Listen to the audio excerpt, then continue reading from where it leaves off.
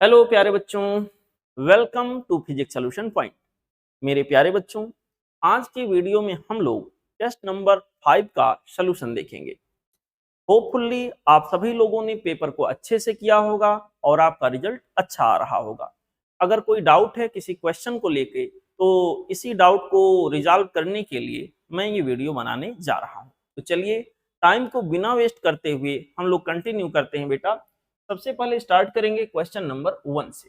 देख, test paper का पहला सवाल है, पहला क्वेश्चन है, there are identical two identical strings x and z। Okay, दो एक ही जैसे स्ट्रिंग्स हैं, एक का नाम x है, एक का नाम z है। Made of same material have tension tx and tz। बहुत अच्छी बात है। In them if there fundamental frequencies are 450 hertz and 300 hertz, तो कहा गया बताइए रेशियो tx और tz का क्या होगा। बच्चों यहाँ पर दो स्ट्रिंग्स हैं और फंडामेंटल फ्रीक्वेंसी की बात किया है। स्ट्रिंग के अंदर फंडामेंटल फ्रीक्वेंसी में देखने जाऊं तो बाई फार्मूला आता है एफ नॉट इक्वल टू 2 पाई, बल्कि ऐसे कर लें एफ नॉट इक्वल टू बच्चों यहाँ के अंदर होता 1/2l स्क्वायर रूट के अंदर capital T by small m. यहाँ ध्यान रखना स्मॉल एम मास पर यूनिट लेंथ है। अगर यहाँ पे स्ट्रिंग दोनों के दोनों एक जैसे हैं, आइडेंटिकल हैं, तो उनकी डेंसिटी या कह लीजिए उनका मास पर यूनिट लेंथ सेम होगा। तो बच्चों यहाँ के अंदर स्मॉल एम दोनों ही स्ट्रिंग के लिए क्या हो गया, सेम हो गया। यहाँ पर दोनों का लेंथ भी सेम होगा क्योंकि आइडेंटिकल बोला है तो हम मान के चलेंगे। यहाँ इस सवाल को पढ़ने से यही पता चल रहा है कि दोनों में टेंशन अलग अलग है और उसी का रेशियो हमें पता करना है। तो बच्चों fundamental frequency directly proportional to यहाँ के अंदर आ जाएगा स्क्वायर रूट के अंदर टी। ओके, फंडामेंटल फ्रीक्वेंसी का कह लीजिए स्क्वायर जो होगा वो यहाँ टी के डायरेक्टली प्रोपोर्शनल होगा। अब दोनों का रेशियो पूछा गया है। यहाँ के अंदर एक स्ट्रिंग का नाम है, एक स्ट्रिंग के अंदर टेंशन है tx और अगले के अंदर टेंशन है tz। tx ओवर tz ये रेशियो बच्चों हमारे पास आ जाएगा। यहाँ पर हमारे पास एफ नॉट किसके लिए, x के लिए, और एफ नॉट किसके लिए बेटा, y के लिए। उन दोनों के लिए y नहीं बल्कि z दिया है, z के लिए इस टोटल का हो जाएगा स्क्वायर। ठीक है, सवाल के अंदर दिया है फंडामेंटल फ्रीक्वेंसी x के लिए जो है दैट इज 450 हर्ट्ज। यहाँ के अंदर बच्चों हो गया 450 डिवाइडेड बाई z के लिए दिया गया 300 हर्ट्ज है, 300 दिस होल मच का क्या हो जाएगा, स्क्वायर।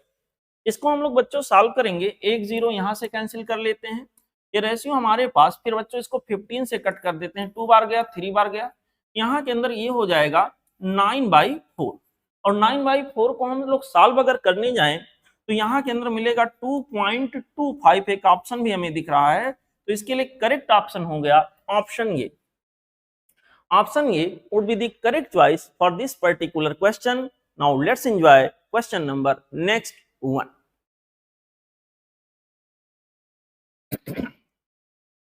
बच्चों अगला क्वेश्चन देखते हैं। क्वेश्चन नंबर अगला कह रहा है स्ट्रिंग 2 मीटर लॉन्ग, स्ट्रिंग का लेंथ दिया हुआ है एंड फिक्स्ड एट इंड्स, अपने इंड पर वो फिक्स है और उसका लेंथ दिया गया है कि 2 मीटर लॉन्ग है। बहुत अच्छी बात है। ड्रिवन बाय ये 240 हर्ट्ज वाइब्रेटर। यहाँ पे बच्चों सवाल का जो सॉल्यूशन होगा कुछ ऐसे होगा।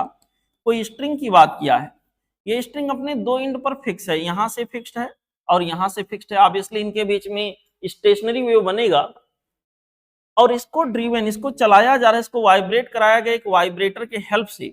जिस वाइब्रेटर के हेल्प से इसको वाइब्रेट कराने का प्रयास किया जा रहा है उस वाइब्रेटर की जो फ्रीक्वेंसी दी है वो 240 हर्ट्ज के बराबर दिया है। इस वाइब्रेटर से स्ट्रिंग को वाइब्रेट कराने का प्रयास किया गया है।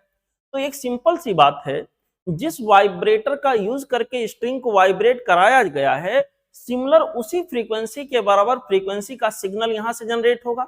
अब पता नहीं कौन सा हार्मोनिक बनेगा, फर्स्ट सेकंड थर्ड कौन सा बनेगा ये तो भी नहीं पता है, लेकिन एक बात जरूर पता है कि यहाँ पे जो भी फ्रीक्वेंसी यहाँ से जो वेव बनेगा वो कितनी फ्रीक्वेंसी का यहाँ सिग्नल निकालेगा, वो भी 240 का ही निकालेगा, इसमें कोई डाउट नहीं होना चाहिए।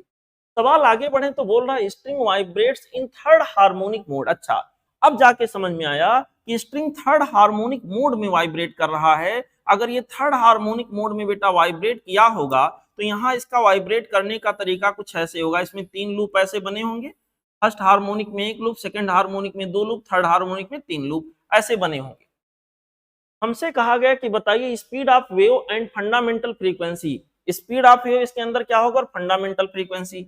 मेरे प्यारे बच्चों फंडामेंटल फ्रीक्वेंसी यहाँ के अंदर आ जाएगा, यहाँ के अंदर निकालने जाए कि फंडामेंटल फ्रीक्वेंसी क्या होगा तो आएगा 1/2L स्क्वायर रूट के अंदर capital T by small m ऐसे। अब एक तो तरीका यह है, टेंशन फोर्स वगैरह कुछ भी यहाँ मेंशन नहीं है, तो हमें पता है ये जो फ्रीक्वेंसी निकाल रहा है थर्ड हार्मोनिक के केस में वो 240 है।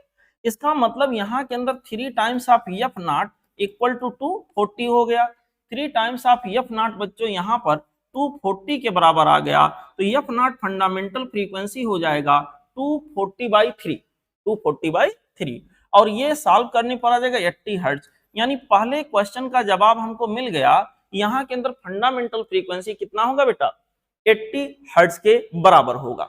दूसरा यहाँ के अंदर सवाल ये है इसी में कि स्पीड ऑफ वेव यहाँ के अंदर क्या होगा, वेव की स्पीड क्या होगी। बच्चों वेव की स्पीड अगर यहाँ देखने जाए तो स्पीड इक्वल टू होता है एफ लैम्डा ऐसे।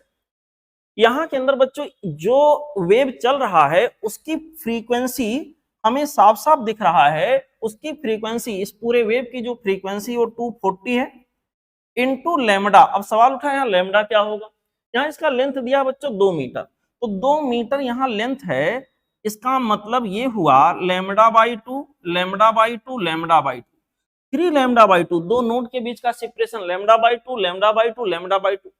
यहाँ के अंदर बच्चों 3 times of λ/2, 3 times of λ/2, this value is equal to, यहाँ के अंदर बच्चों ये हमारे पास हो जाएगा 2 मीटर, दैट इज 2 मीटर।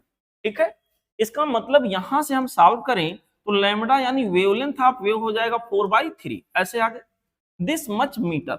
मेरे प्यारे बच्चों अगर लैम्डा हम लोगों ने निकाल लिया तो वेव स्पीड इक्वल टू, जैसा कि मैंने अभी बताया था, फ्रीक्वेंसी इंटू वेवलेंथ, यहाँ लिखा हुआ है फ्रीक्वेंसी 240 इंटू वेवलेंथ, यहाँ के अंदर 4/3 और इसको सॉल्व करेंगे 80 आ गए, 80 का 4 टाइम्स यहाँ के अंदर आ जाएगा 320 मीटर पर सेकेंड। तो वेव की स्पीड इसके ऊपर जो चलेगी वो होगी बेटा 320 मीटर पर सेकेंड, और यहाँ जो वेवलेंथ होगा वो 4/3 मीटर हो जाएगा, और यहाँ फ्रीक्वेंसी फंडामेंटल जो होगा 80 हर्ट्ज। फंडामेंटल फ्रीक्वेंसी 80 हर्ट्ज मुझे दो ऑप्शन में दिखा, वेव स्पीड 320 320 मुझे एक ही ऑप्शन में दिख रहा है, तो इसका जो करेक्ट चॉइस होगा वो हो जाएगा बच्चों option B. Option B would be the correct choice for this particular question. Now let's enjoy question number next one. यहाँ पे बच्चों हमारा अगला सवाल है, देखिए कहा गया ये longitudinal wave is represented bye, कोई लॉन्गिट्यूडिनल वेव है बच्चों, उसको ऐसे दिखाया गया है यहाँ के अंदर something equal to this much, maximum particle velocity will be 4 times the wave velocity. देखो x नहीं बल्कि यहाँ y होना चाहिए, क्योंकि यहाँ x और यहाँ x नहीं हो सकता, नहीं लॉन्गिट्यूडिनल वेव है तो हो सकता है, डिस्प्लेसमेंट भी x में है और यहाँ पर जो है पार्टिकल का वाइब्रेशन भी x में होगा, बिल्कुल हो सकता है। यहाँ के अंदर अगर ये ट्रांसवर्स होता तो ऐसा पॉसिबिलिटी ना होता। यहाँ के अंदर बच्चों ये दिया गया x equal to 10 times of sine 2 pi को अंदर मल्टीप्लाई कर लेते हैं तो 2 पाई NT आ जाएगा minus of 2 pi by lambda into x हो जाएगा, ऐसे कुछ आ गया। हमसे कहा गया maximum particle velocity will be 4 times the wave velocity. Maximum particle velocity, particle की ध्यान रहे मैक्सिमम वेलोसिटी करा 4 टाइम्स है किसके, वेव के वेलोसिटी के, ऐसा बोला गया है। तो बच्चों यहाँ के अंदर हमें ध्यान देना पार्टिकल की मैक्सिमम वेलोसिटी, ये ओमेगा पार्टिकल क्या कर रहा होगा, ऑसिलेशन SHM कर रहा होगा, तो पार्टिकल की मैक्सिमम वेलोसिटी ये ओमेगा, ए की वैल्यू यहाँ दिख रहा है 10 और ओमेगा की वैल्यू हमारे पास यहाँ साफ साफ दिख रहा है 2 पाई NT, ओमेगा की जगह क्या है 2 पाई n, यहाँ के अंदर हो गया 2 pi n। Okay, 4 times of wave velocity, wave velocity equal to होता है ओमेगा बाई के, या बच्चों एफ लैम्डा भी कर सकते हैं, उससे भी आ जाएगा। तो यहाँ के अंदर लैम्डा की जगह तो लैम्डा ही है और 2 पाई एफ की जगह क्या है n है, तो यहाँ एफ लैम्डा करने से हमको मिल जाएगा वेव की वेलोसिटी एन इंटू क्या हो गया लैम्डा। मेरे प्यारे बच्चों इसको हम लोग सॉल्व करेंगे, देखते हैं क्या आता है। यहाँ के अंदर एन दोनों साइड से हो गया कैंसिल, और यहाँ पर 2 से 4 को हम लोग कैंसिल कर देंगे तो यहाँ पर ये 2 बन गया, यानी लैम्डा की वैल्यू बेटा 10 पाई बाई 2 यानी 5 पाई के बराबर आ गया। 5 पाई यहाँ यूनिट हमारा किसमें है, यूनिट कुछ दिया है यहाँ पर बच्चों, यूनिट मेंशन नहीं है, जो भी होगा 4 पाई मीटर सेंटीमीटर जो भी होगा इतना यूनिट, यही इसका आंसर होगा। ठीक है, 5 पाई इसका आंसर होगा, माफ करिएगा 5 पाई का मतलब यहाँ के अंदर हो गया ऑप्शन बी। ठीक, ये था सोल्यूशन बच्चों क्वेश्चन नंबर 3 का। अब हम लोग आगे बढ़ेंगे अगले सवाल पे। हमारा अगला क्वेश्चन है क्वेश्चन नंबर 4। क्वेश्चन नंबर 4 कह रहा है equation of two waves is given by, दो वेव का इक्वेशन ऐसे दिया है, हमसे कहा बताइए sir these waves are simultaneously passing through ये स्ट्रिंग, एक स्ट्रिंग के थ्रू दो वेव एक साथ पास हो रहे हैं, मैं देख पा रहा हूं दोनों एक ही दिशा में जा रहे हैं। These waves are simultaneous passing through same string, okay, through ये string, the amplitude of resulting wave, अगर दो वेव एक ही रास्ते पर चल रहे होंगे तो उनका बच्चों सुपरपोजिशन होगा, और उनके सुपरपोजिशन होने से एक नया वेव बनेगा। ये जो नया वेव है उसका हमसे पूछा गया एम्पलीट्यूड क्या होगा। बच्चों नए वेव रिजल्टिंग वेव का एम्पलीट्यूड निकालना हमने खूब सिखाया आपको, ये हो जाएगा स्क्वायर रूट के अंदर ये square by formula plus b square plus बच्चों यहाँ के अंदर हो जाएगा 2 टाइम्स ऑफ ये बी कॉस फाई। फाई क्या है, दोनों के बीच का फेज डिफरेंस। तो ध्यान से देखो, पहले का जो एम्पलीट्यूड है बेटा वो 5 है और दूसरे का 3 है, तो यहाँ के अंदर हो जाएगा स्क्वायर रूट के अंदर 5 का स्क्वायर करेंगे 25 प्लस b का स्क्वायर इन दी सेंस 3 का स्क्वायर। बच्चों यहाँ 3 का स्क्वायर हम लोग करेंगे 9 आ जाएगा, 2 टाइम्स ऑफ ये इंटू बी, ये के स्थान पर देखिए एम्पलीट्यूड पहले का क्या है 5 है और अगले का एम्पलीट्यूड बेटा क्या है, अगले का यहाँ 3 है, cos फाई। अब रहा सवाल दोनों के बीच का फेज डिफरेंस कितना है। अगर मैं ब्रैकेट को यहाँ ओपन करके ले जाऊं तो यहाँ पर बनेगा 2 pi X minus 2 pi nu T, और यहाँ पर मैं ब्रैकेट को ओपन करके ले जाऊं तो 2 pi X minus 2 pi nu T plus 2 pi into 1.5, तो पाई इंटू 2 पाई इंटू 1.5 दोनों के बीच का जो फेज डिफरेंस होगा जिसको मैंने मात्र 5 से दिखाया है बच्चों, ये हो जाएगा आपका 2 पाई इंटू 1.5, इसको हम लोग सॉल्व करेंगे तो आ जाएगा 3 पाई। ठीक है, यहाँ के अंदर बच्चों ये आ जाएगा 3 पाई, तो यहाँ पर फेज डिफरेंस हमारे पास आ गया 3 पाई। अब देखो इसको हम लोग सॉल्व करने का प्रयास करते हैं बेटा, ये आपके पास आ जाएगा 25 प्लस 9, ये हो जाएगा 34 प्लस 2 इंटू 5 10 इंटू 3 30, यहाँ के अंदर 30 कॉस पाई की वैल्यू और कॉस 3 पाई की वैल्यू सेम होगी। ठीक है, यहाँ पर इसकी वैल्यू बच्चों हमारे पास आ जाएगा -1, कॉस जो पाई की वैल्यू होगा वही 3 पाई का वैल्यू होगा, वही 5 पाई का वैल्यू होगा, तो cos 3 पाई की वैल्यू -1 यहाँ हमने लिख दी। इस तरह से बच्चों यहाँ जो हमें आंसर मिलेगा वो मिलेगा 34 माइनस 30 करेंगे, यहाँ पर आ जाएगा स्क्वायर रूट के अंदर 4, इसको सॉल्व करेंगे आ जाएगा 2, इसका मतलब रिजल्टिंग वेव का जो एम्पलीट्यूड होगा बच्चों वो आएगा 2 सेंटीमीटर। यहाँ पे सॉल्व करने के बाद हमें पता चला कि यहाँ के लिए जो करेक्ट चॉइस होगा वो होगा ऑप्शन ये। ठीक है, option A would be the correct choice for this particular question. Now let's enjoy question number next 1। अगला सवाल हमारे पास है बच्चों क्वेश्चन नंबर 5। क्वेश्चन नंबर 5 को देखते हैं। क्वेश्चन नंबर 5 हमसे कह रहा है an open tube is in resonance with a string. एक ओपन ट्यूब का मतलब यहाँ ओपन आर्गन पाइप की बात हो रही है बेटा, यहाँ एक ओपन आर्गन पाइप मैं बना देता हूं, ये रहा एक ओपन आर्गन पाइप, यहाँ से बच्चों कोई वेव निकला होगा और एक स्ट्रिंग है, यहाँ से वाइब्रेट कराने पर कोई वेव कोई सिग्नल निकला होगा। कह रहा ये ओपन पाइप इससे रेजोनेंस में होने का मतलब हो गया स्ट्रिंग से जो सिग्नल निकला होगा और ओपन आर्गन पाइप से जो सिग्नल निकला होगा ये दोनों की फ्रीक्वेंसी क्या रही होगी, सेम, तभी तो रेजोनेंस में कहलाएगा। ओपन आर्गन पाइप से जो वेव निकला होगा उसकी फ्रीक्वेंसी और यहाँ पर जो स्ट्रिंग से वेव निकलेगा, स्ट्रिंग के थ्रू जो वेव निकलेगा, स्ट्रिंग के द्वारा जो एयर कॉलम में डिस्टर्बेंस किया जाएगा वो जो वेव होगा, इन दोनों की फ्रीक्वेंसी जब बराबर होगी तभी रेजोनेंस होगा। रेजोनेंस का मतलब फ्रीक्वेंसी मैचिंग हो गया होगा। अब उसने फिर हमसे कहा है if tube is dipped in water so that 75% of the length of tube inside the water. अब इस ट्यूब को बच्चों ले जाके वाटर में डुबा दिया गया, वाटर में डिप कर दिया गया। ऐसे ये ट्यूब था, इसको ऐसे डुबाया गया कि इसका 75% हिस्सा पानी के अंदर चला गया। 75% पार्ट बच्चों ऐसे इसमें पानी भर दिया गया, ऐसे ये पानी के अंदर वाटर के अंदर चला गया। अब यहां के अंदर मान लो, यहां सबसे पहले फंडामेंटल केस मान के चलेंगे, पहले ये वाला सिचुएशन यहां के अंदर बना होगा, ऐसा वाला सिचुएशन बच्चों बना होगा फंडामेंटल वाला, ये मान के चले। अभी ये और ये दोनों बराबर हैं, एफ नॉट या एफ ओपी आर्गन पाइप का, ओपन पाइप का, यहाँ के अंदर बच्चों जो फ्रीक्वेंसी है वो स्ट्रिंग के फ्रीक्वेंसी के बराबर रहा होगा, तभी तो रेजोनेंस मिला होगा। अब यहाँ पर 75% मतलब 3/4 पार्ट अगर वाटर के अंदर आ गया है, इसका मतलब 1/4 पार्ट 25% वाटर के बाहर होगा। अगर इसका लेंथ यल है तो यहाँ के अंदर बच्चों इसका मतलब L/4 ही बाहर होगा, बाकी 3L/4 इसके अंदर होगा।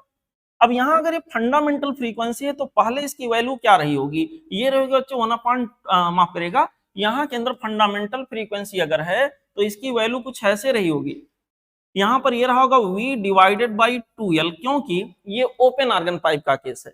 लेकिन अब वही ओपन आर्गन पाइप, इसका एक टर्मिनल पानी से ऑक्युपाई हो गया है, तो ये वाला टर्मिनल की वजह से, इधर पानी होने की वजह से ये क्लोज्ड आर्गन पाइप की तरह से रिएक्ट करेगा और इसकी फ्रीक्वेंसी अब जो होगी यहाँ पर फंडामेंटल केस क्लोज के लिए ऐसा कुछ बनेगा। यहाँ से जो फ्रीक्वेंसी अब निकलेगी वो बेटा हमारे पास इस क्लोज्ड आर्गन पाइप के लिए, क्लोज्ड पाइप के लिए हो जाएगा V/4L। लेकिन ध्यान दीजिए सर, इस समय जो L उपलब्ध है वो L की वैल्यू बेटा यहाँ हमारे पास आ रहा है L/4, दिस इज L/4। इसको हम लोग सॉल्व करेंगे तो ये मेरे पास आ जाएगा V/L। अब जरा इस फ्रीक्वेंसी को क्लोज्ड पाइप वाला जो ओपन पाइप से रिलेट करें तो V/2L इंटू यहाँ के अंदर हो जाएगा 2, ऐसे मैनेज किया उसी को मैंने। V/2L ये कुछ और नहीं है, यहाँ के अंदर बच्चों V/2L ओपन आर्गन पाइप का फ्रीक्वेंसी रहा होगा, ओपन आर्गन पाइप का बेटा फ्रीक्वेंसी रहा होगा जो कि स्ट्रिंग के फ्रीक्वेंसी के, स्ट्रिंग से निकलने वाले वेव के फ्रीक्वेंसी के बराबर रहा होगा। तो ये मेरे पास हो जाएगा 2 times of F of open pipe या 2 टाइम्स ऑफ स्ट्रिंग वेव की फ्रीक्वेंसी। ऐसे मेरे प्यारे बच्चों हमसे यही पूछा गया कि बताइए यहाँ पर रेशियो क्या होगा, then ratio of new fundamental frequency of the tube to the frequency of string. New fundamental frequency ये रहा, ये रहा new fundamental frequency, close pipe इस समय बन चुका, उसकी फंडामेंटल फ्रीक्वेंसी ये है, अपॉन स्ट्रिंग के अंदर जो फ्रीक्वेंसी है बच्चों इसका रेशियो निकालेंगे तो 2:1 आ जाएगा। ठीक है, 2:1 आने का मतलब इसका जो करेक्ट आंसर होगा वो हो जाएगा ऑप्शन बी।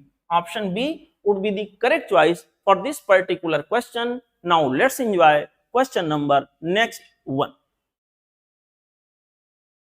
बच्चों हमारा अगला सवाल है क्वेश्चन नंबर 6। क्वेश्चन नंबर 6 में कहा गया है in a resonance tube, a resonance tube using a tuning fork of frequency 325 Hz। बेटा रेजोनेंस ट्यूब में जब एक्सपेरिमेंट करना होता तो हमें एक ट्यूनिंग फॉर्क प्रोवाइड किया जाता है। उस ट्यूनिंग फॉर्क की फ्रीक्वेंसी जब रेजोनेंस की कंडीशन आती है तो रेजोनेंस ट्यूब से मिलने वाली फ्रीक्वेंसी के बराबर हो जाती है, जो कि दिया है 325 हर्ट्ज। बहुत अच्छी बात है। हमसे कहा 2 सक्सेसिव, 2 लगातार resonance length are observed as 25.4 centimetre and 77.4 centimetre respectively.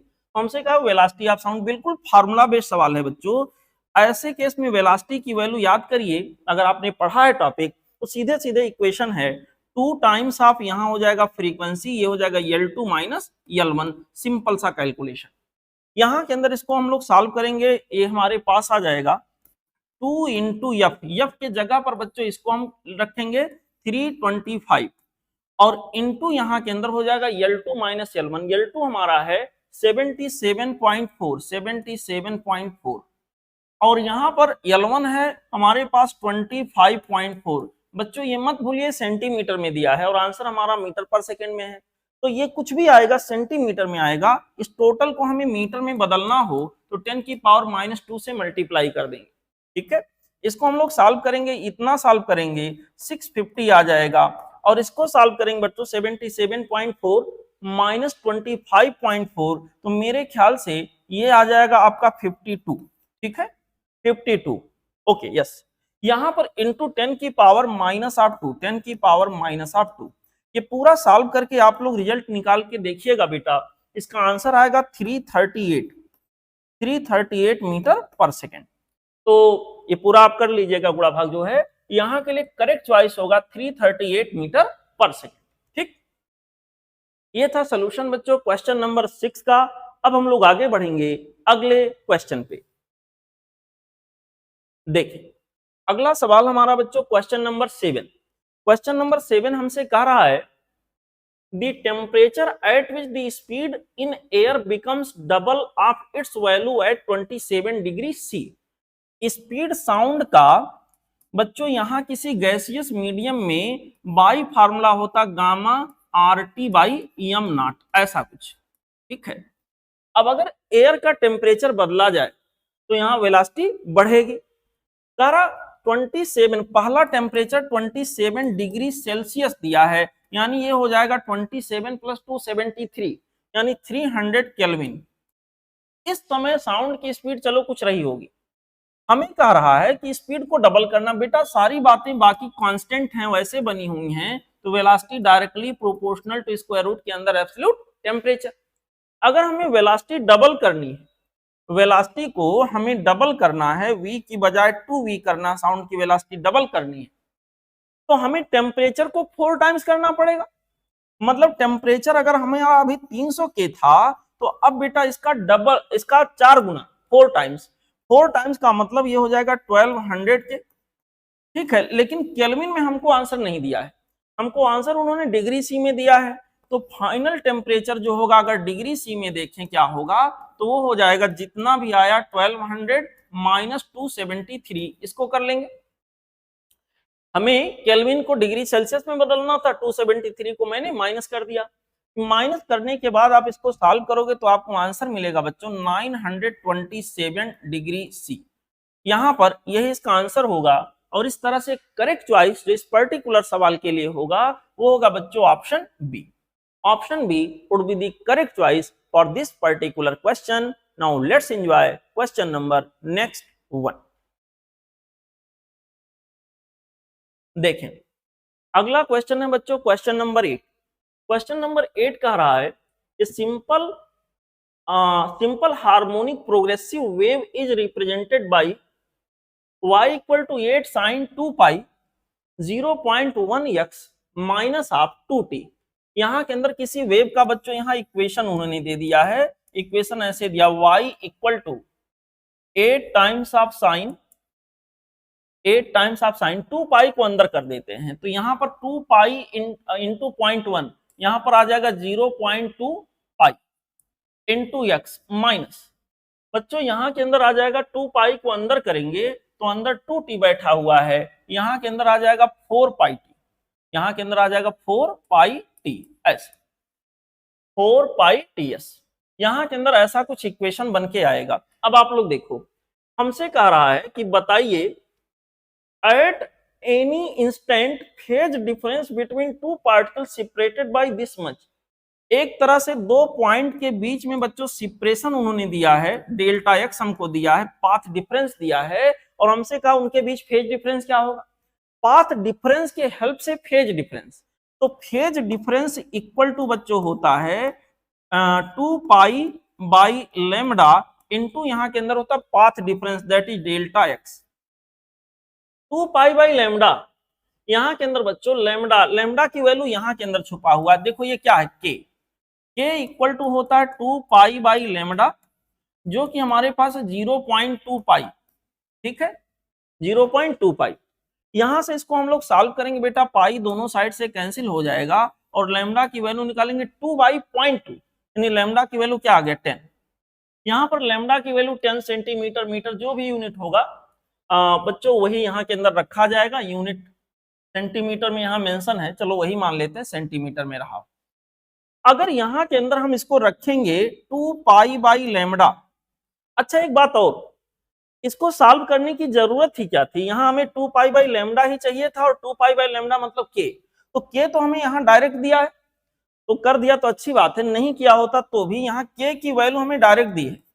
k के जगह पर बच्चों हम लोग लिख देंगे 0.2π और delta x that is 2 centimetre. यहाँ के अंदर बच्चों हमारे पास आ गया 2, इसको हम लोग सॉल्व करेंगे तो इसका आंसर आएगा 0.4 पाई आ गया।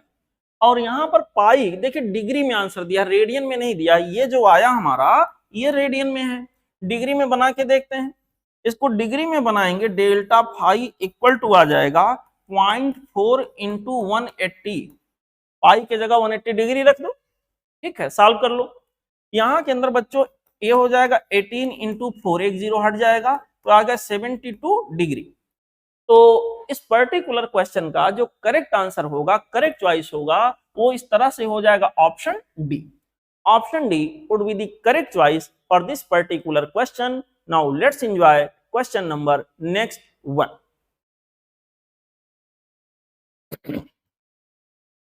बेटा अगला सवाल आप लोग देखो, क्वेश्चन नंबर 9।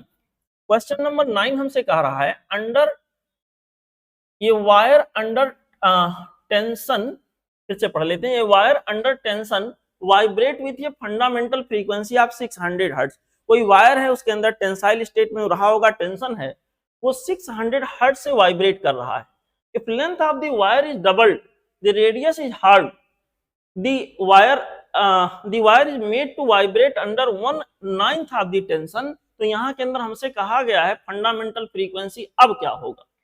मेरे प्यारे बच्चों, वायर में फंडामेंटल फ्रीक्वेंसी की बात करने का मतलब सिचुएशन कुछ ऐसे रहा होगा, चलो फंडामेंटल केस मानू तो ये वाला केस रहा होगा।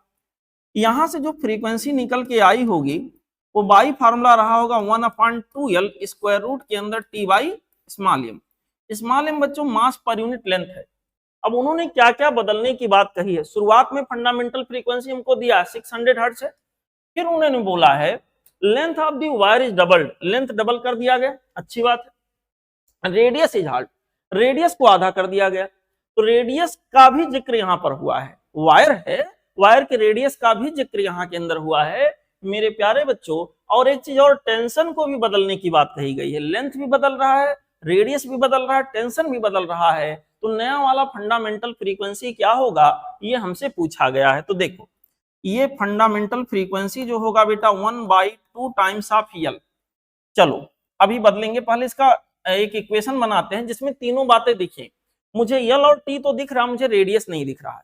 यहाँ स्मॉल m को बच्चों लिखेंगे total mass per unit length, L ऊपर चला जाएगा, और capital M upon capital L, capital L ऊपर चला जाएगा, टोटल मास नीचे आ गया।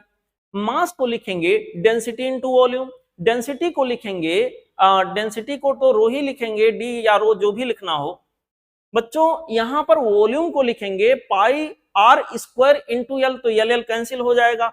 आपको मैंने समझाया था पूरा, इसमें जब सॉल्व करके निकालोगे आप तो यहाँ के अंदर बच्चों ये मेरे पास आ जाएगा स्क्वायर रूट के अंदर T divided by rho and pi, pi and rho ऐसे, और यहाँ पर रेडियस बाहर आ जाएगा। ये फार्मूला बन के आएगा, आप करके देखोगे तो ऐसा वाला बन के आएगा। अब देखो उसने हमसे कहा है ये फंडामेंटल फ्रीक्वेंसी सपोज करो F0 है। अब नई वाली फंडामेंटल फ्रीक्वेंसी F0 डैश मैंने मान लिया क्या होगा 1/2। लेंथ को कहा गया है डबल किया गया, यानी L की जगह हम लोग क्या रख देंगे 2L इनटू रेडियस के बारे में क्या बोला है यहाँ के अंदर, and wire made to vibrate under 1/9 tension. पढ़ते हैं length of the wire is double, radius is halved, radius को आधा करने की बात की गई है, यहाँ r बाई क्या हो गया 2 ऐसे। मेरे प्यारे बच्चों और टेंशन को उन्होंने कहा है इसको 1/9 दी टेंशन अंडर 1/9 टेंशन, यानी टेंशन को T/9 कर दिया गया। तो यहाँ के अंदर बच्चों टेंशन की जगह T बाई क्या कर दिया जाएगा 9, T/9, और यहाँ पर पाई रो तो अपनी जगह पर ही रहेंगे। इसको सॉल्व करेंगे तो इस 2 का इफेक्ट यहां से कैंसिल हो जाएगा, 9 को बाहर लाएंगे तो सब मिला जुला के 1/3 हमारा बाहर हो गया और ये हमारे पास आ जाएगा 1/2 यल इंटू आर और यहाँ के अंदर आ जाएगा स्क्वायर रूट के अंदर बच्चों T divided by pi into rho. 1 square root के अंदर 1/9 को 1/3 के रूप में मैं बाहर खींच लाया। तो ये जो मेरे पास बचा, इसको देखो, ये बचा हुआ जो हिस्सा है जो मैंने यहाँ के अंदर लिखा है, ये ब्रैकेट की वैल्यू यहाँ कितनी है, यही तो फंडामेंटल फ्रीक्वेंसी है और फंडामेंटल फ्रीक्वेंसी पहले वाला 600 हर्ट्ज है, तो यहाँ के अंदर 1/3 इंटू 600 हो गया। इसको बच्चों हम लोग सॉल्व करेंगे तो आंसर मिलेगा 200 हर्ट्ज। कितना मिलेगा? 200 हर्ट्ज। तो इसका करेक्ट चॉइस हो गया option D. Option D would be the correct choice for this particular question. Now let's enjoy question number next 1।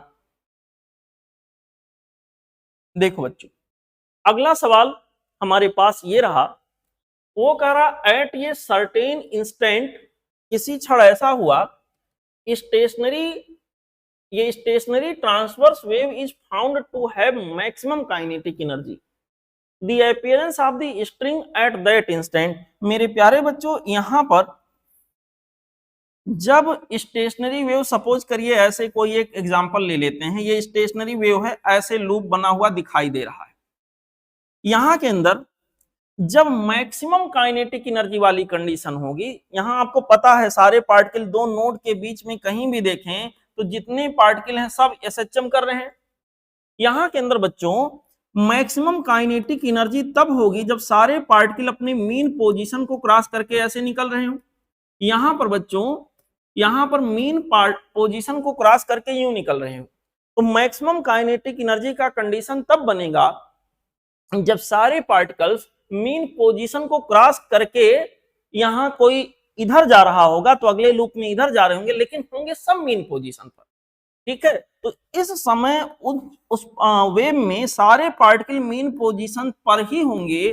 कोई इधर जा रहा होगा दो नोड के बीच का, तो अगले दो नोड के बीच का इधर जा रहा होगा, लेकिन होंगे मीन पोजीशन पर। इसलिए उस समय का जो अपीयरेंस होगा इस वेव का, वो स्ट्रेट लाइन जैसा प्रतीत होगा। यहाँ के अंदर बच्चों स्ट्रेट लाइन जैसा यहाँ पर आभास होगा। और यहाँ पर उस समय का आभास, अगर उस पर्टिकुलर इंस्टेंट की बात करेंगे तो वहां एम्पलीट्यूड मालूम होगा जैसे 0 हो, मतलब रुका हुआ सा प्रतीत होगा उस समय। तो इसका सही जवाब होगा straight line. Option D is the correct choice for this particular question. Now let's enjoy question number next 1। हमारा अगला सवाल है बच्चों, कह रहा है transverse mechanical wave can propagate in. Transverse mechanical wave कहां पे प्रोपेगेट कर सकता है, ये सवाल पूछा गया है। इसी में क्वेश्चन नंबर 12 भी आ गया है, कोई बात नहीं। ट्रांसवर्स मैकेनिकल वेव बच्चों, यहां पर एक मैकेनिकल वेव का नाम लिया गया है जो कि किसी मीडियम में चलेगा, और ट्रांसवर्स वेव के चलने के लिए रिजिडिटी चाहिए होगी, तो इफेक्टिवली वो चलेगा तो यहाँ सॉलिड मीडियम में चलेगा, लिक्विड में नहीं चल सकता। लिक्विड के सरफेस पर कुछ हद तक हल्का फुल्का ट्रांसवर्स नेचर रहता है, लेकिन लिक्विड के अंदर बिल्कुल नहीं रहता, गैस में तो चल नहीं सकता। तो यहाँ के अंदर बच्चों ऑप्शन बी बचता है। करेक्ट चॉइस यहाँ के लिए हो गया ऑप्शन बी। अब हम लोग आगे बढ़ेंगे बच्चों अगले सवाल पे। अगला सवाल मुझे यहीं पे लिखा हुआ मिल रहा है, हो सकता है इसके आगे भी हो, हाँ यहाँ भी है। क्वेश्चन नंबर 12 देखें। क्वेश्चन नंबर 12 कह रहा है if you set up second overtones on a string, एक स्ट्रिंग पर सेकंड ओवरटोन स्ट्रिंग के लिए बच्चों सेकंड ओवरटोन का मतलब हो गया थर्ड हार्मोनिक। स्ट्रिंग के केस में अगर मैं सेकंड ओवरटोन की बात करूं तो सेकंड ओवरटोन का मतलब हुआ थर्ड हार्मोनिक। समझिएगा, इसका मतलब ये हुआ यहां थर्ड हार्मोनिक की बात हो रही है। थर्ड हार्मोनिक के केस में अगर मैं वेव की शक्ल आपको दिखाऊं तो यहाँ पर 3 लूप बनते हुए अपीयर होंगे। मेरे प्यारे बच्चों, कहानी कुछ इस तरह की होगी, यहाँ पर कहानी कुछ ऐसे होगी। सब लोग देखो, समझो, सीखो और आगे बढ़ो। यहाँ के अंदर बच्चों कुछ इस तरह का सिचुएशन बन के आएगा, समव्हाट लाइक दिस। अब यहाँ पर आप गिन लो, एक नोड यहाँ बना, आप करेगा बेटा, एक नोड बच्चों यहाँ बना, यहाँ और एक यहाँ और एक यहाँ और एक यहाँ। तो यहाँ पूछा गया है सबसे पहले हाउ मेनी नोड्स, नोड्स की संख्या यहाँ हो गई 4 और एंटी नोड एक यहाँ बनेगा, एक ये वाले साइड पर एंटी नोड बन रहा है, एक ये वाले साइड पर बन रहा है, तो एंटी नोड की संख्या कितनी हो गई यहाँ के अंदर 3। तो इसका आंसर होगा 4 and 3। करेक्ट चॉइस यहाँ के लिए जो दिख रहा हमें बच्चों वो हो गया option C. Option C is the correct choice for this particular question. Now let's enjoy question number next 1। बच्चों अगला सवाल हमारा है क्वेश्चन नंबर 13। देखें सब लोग, क्वेश्चन नंबर 13 में कहा गया है व्हेन ये longitudinal wave propagates through a medium. Longitudinal wave बच्चों एक मीडियम के थ्रू प्रोपेगेट कर रहा था। The particles of the medium execute simple harmonic oscillations about their mean position. Obviously longitudinal wave जब किसी मीडियम में प्रोपेगेट करेगा तो सारे पार्टिकल मीडियम के यहाँ वाइब्रेट करेंगे। यहाँ पर उसने बोला है सिंपल हार्मोनिक मोशन कर रहे हैं। These oscillations of particle are characterized by an invariant। invariant का मतलब जो ना बदले। बच्चों जब कोई पार्टिकल SHM करता है तो उसकी टोटल मैकेनिकल एनर्जी में कोई चेंज नहीं होता, अकेला काइनेटिक समय और पोजीशन के हिसाब से चेंज होता है, अकेला पोटेंशियल चेंज होता, लेकिन दोनों का सम जो होगा हर टाइम पे हर पोजीशन पे सेम ही आएगा। तो इनवेरिएंट शब्द बोला है तो यहाँ के लिए करेक्ट चॉइस होगा sum of kinetic and potential energy. यहाँ के लिए हम लोग बच्चों सेलेक्ट करेंगे ऑप्शन सी। ठीक है, option C would be the correct choice for this particular question. Now let's enjoy question number next 1। बच्चों हमारा अगला सवाल है क्वेश्चन नंबर 14। क्वेश्चन नंबर 14 में कहा गया two sound waves of wavelength 5 metre and 6 metre formed 30 beats in 3 second. 30 beat in 3 second तो 1 second में 10 बीट। इसका मतलब यहाँ इन दोनों वेव के फ्रीक्वेंसी का जो डिफरेंस आ रहा होगा, बीट फ्रीक्वेंसी जिसे कहते हैं, f1 डिफरेंस f2, ये बच्चों यहाँ के अंदर रहा होगा 10। 30 बीट 10 सेकंड में, ध्यान दीजिए 30 बीट 3 सेकंड में, तो 1 सेकंड में बच्चों कितना होगा 10 बीट। अब हमसे कहा गया है कि टू वेव्स दोनों के वेवलेंथ 5 मीटर और 6 मीटर हैं, तो बेटा जिसका वेवलेंथ कम होगा उसकी फ्रीक्वेंसी ज्यादा होगी। तो वेवलेंथ किसका कम है? पहले वाले का, तो पहले वाले की फ्रीक्वेंसी ज्यादा होगी और फ्रीक्वेंसी इक्वल टू होगा वेव का वेलोसिटी अपॉन वेवलेंथ। तो पहले का जो फ्रीक्वेंसी होगा वेलोसिटी मान लिया v है और वेवलेंथ हमको दिया है यहाँ के अंदर 5 metre, this is 5 metre. Minus हो जाएगा, बड़ा माइनस छोटा मुझे करना है। f2 को इस जगह पर लिखेंगे हम लोग, यहाँ पर बच्चों v डिवाइडेड बाई लैम्डा के बारे में यहाँ पर 6 है, ये हो गया 6, दैट इज 10। सब लोग देखो मेरे प्यारे बच्चों, यहाँ के अंदर ये हो जाएगा, सॉल्व करेंगे 6v minus 5v that is v divided by 6 into 5 that means 30 equal to हो गया 10। इसको हम लोग सॉल्व करेंगे बच्चों तो वेलोसिटी की वैल्यू हो जाएगा 300 मीटर पर सेकेंड। तो करेक्ट चॉइस यहाँ के लिए जो मिलेगा वो हो जाएगा बच्चों ऑप्शन ये। ठीक है, option A would be the correct choice for this particular question. Now let's enjoy question number next 1.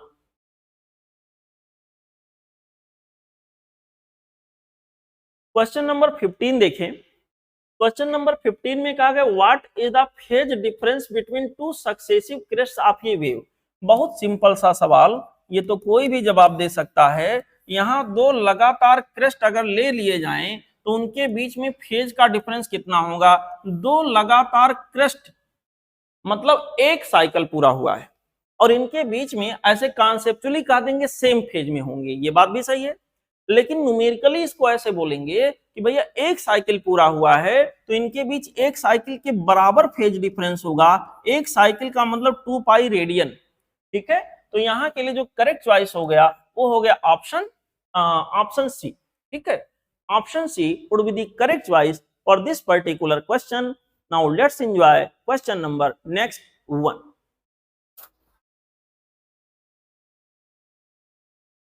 बेटा अगला सवाल हमारा है equation of progressive wave is given by this much. Progressive wave का एक इक्वेशन उन्होंने हमको दिया है, ऐसे लिख के दिया है y equal to a sine, यहाँ के अंदर लिखा हुआ पाई।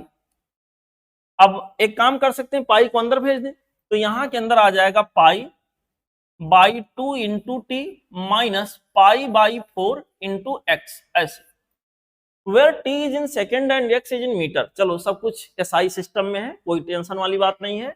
Distance through which the wave moves in 8 second, 8 second में वेव कितना जाएगा, तो एक काम करते हैं वेव की स्पीड निकाल लेते हैं। वेव की स्पीड मतलब 1 सेकंड में कितना चलेगा, तो यहाँ पर 8 सेकंड में कितना चलेगा निकाल लिया जाएगा। तो अगर इस वेव की स्पीड निकाली जाए बच्चों, तो वेव स्पीड की वैल्यू हमारे पास हो जाएगा ओमेगा बाई के। ध्यान से देखिए, ओमेगा की वैल्यू, ओमेगा के स्थान पर यहाँ पर क्या है पाई बाई 2 और के जगह पर यहाँ पर क्या है पाई बाई 4, पाई बाई 4।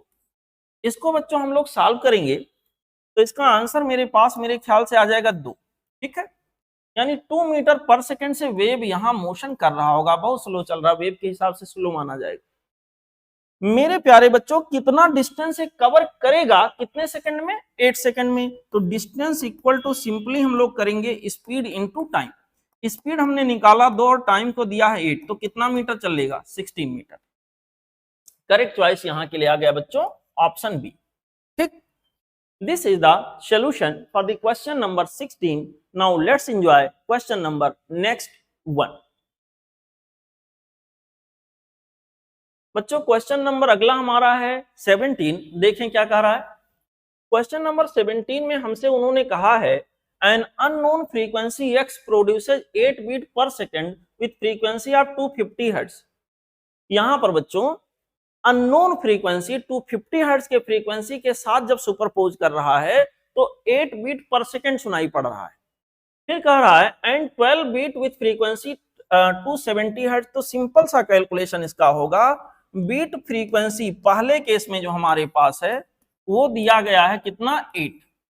अगर एक फ्रीक्वेंसी x है तो अगला फ्रीक्वेंसी बच्चों यहां के अंदर कितना है, यहां पर 250 ये 8 आ रहा है। इसका मतलब यहां पर जो x रहा होगा वो 250 से या तो 8 कम रहा होगा या तो 8 ज्यादा रहा होगा। अगर 8 यहां कम कर देते हैं तो यहां पर आ जाएगा 242 और अगर 8 ज्यादा कर देते हैं तो यहां के अंदर आ जाएगा 258। तो इन दोनों में से कोई एक रहा होगा, x की वैल्यू या तो 242 हर्ट्ज रहा होगा या यहां के अंदर 258 हर्ट्ज रहा होगा। तो देखो ऑप्शन में ये दोनों है। ठीक है, हमसे कह रहा 12 बीट पर सेकंड प्रोड्यूस कर रहा है, इसके साथ जब 270 हर्ट्ज के साथ इसको ले जाएगा x डिफरेंस 270 तो 8 बीट पर सेकंड मिल रहा है। सवाल ऐसा बोल रहा है 8 नहीं माफ करिएगा 12 बीट पर सेकंड मिल रहा है, यहाँ के अंदर 12 बीट पर सेकंड। अब आप लोग देखो यहां पर अब एक एक को चेक करेंगे। अगर मैं ये मान के चलूं कि x की वैल्यू दो संभावनाएं, दो पॉसिबिलिटीज हैं 242 एंड 258। अगर मैं 242 मान के चलूं और यहां रखूं तो 242 डिफरेंस 270 क्या ये 12 आएगा? सवाल अपने आप में है क्या ये 12 आएगा? जवाब है नहीं सर 12 नहीं आएगा, काफी अंतर है बच्चों। यहां के अंदर 12 तो नहीं आएगा, that is not equal to 12। लेकिन अगर हम यहां के अंदर x की वैल्यू को दूसरा वाला 258 मान के चलें 258 और इसको रख के देखें क्या सही बैठ रहा है, चेक करते हैं। यहां पर x के जगह पर बच्चों हमारे पास आ गया 258, इसका डिफरेंस हम लोग लेंगे कहां से 270 से 270 से यस, यहां पर ऑब्वियसली ये 12 आ जाएगा।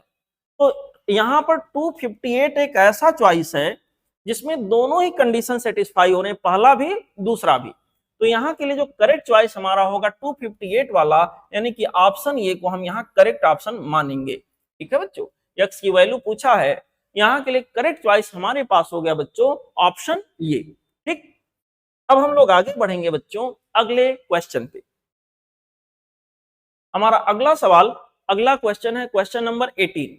क्वेश्चन नंबर 18 बच्चों हमसे कह रहा है a stationary wave in a stationary wave all the particles, आगे ऑप्शन बनाए उन्होंने 4, इतना लिखने के बाद 4 ऑप्शन दिखाएं।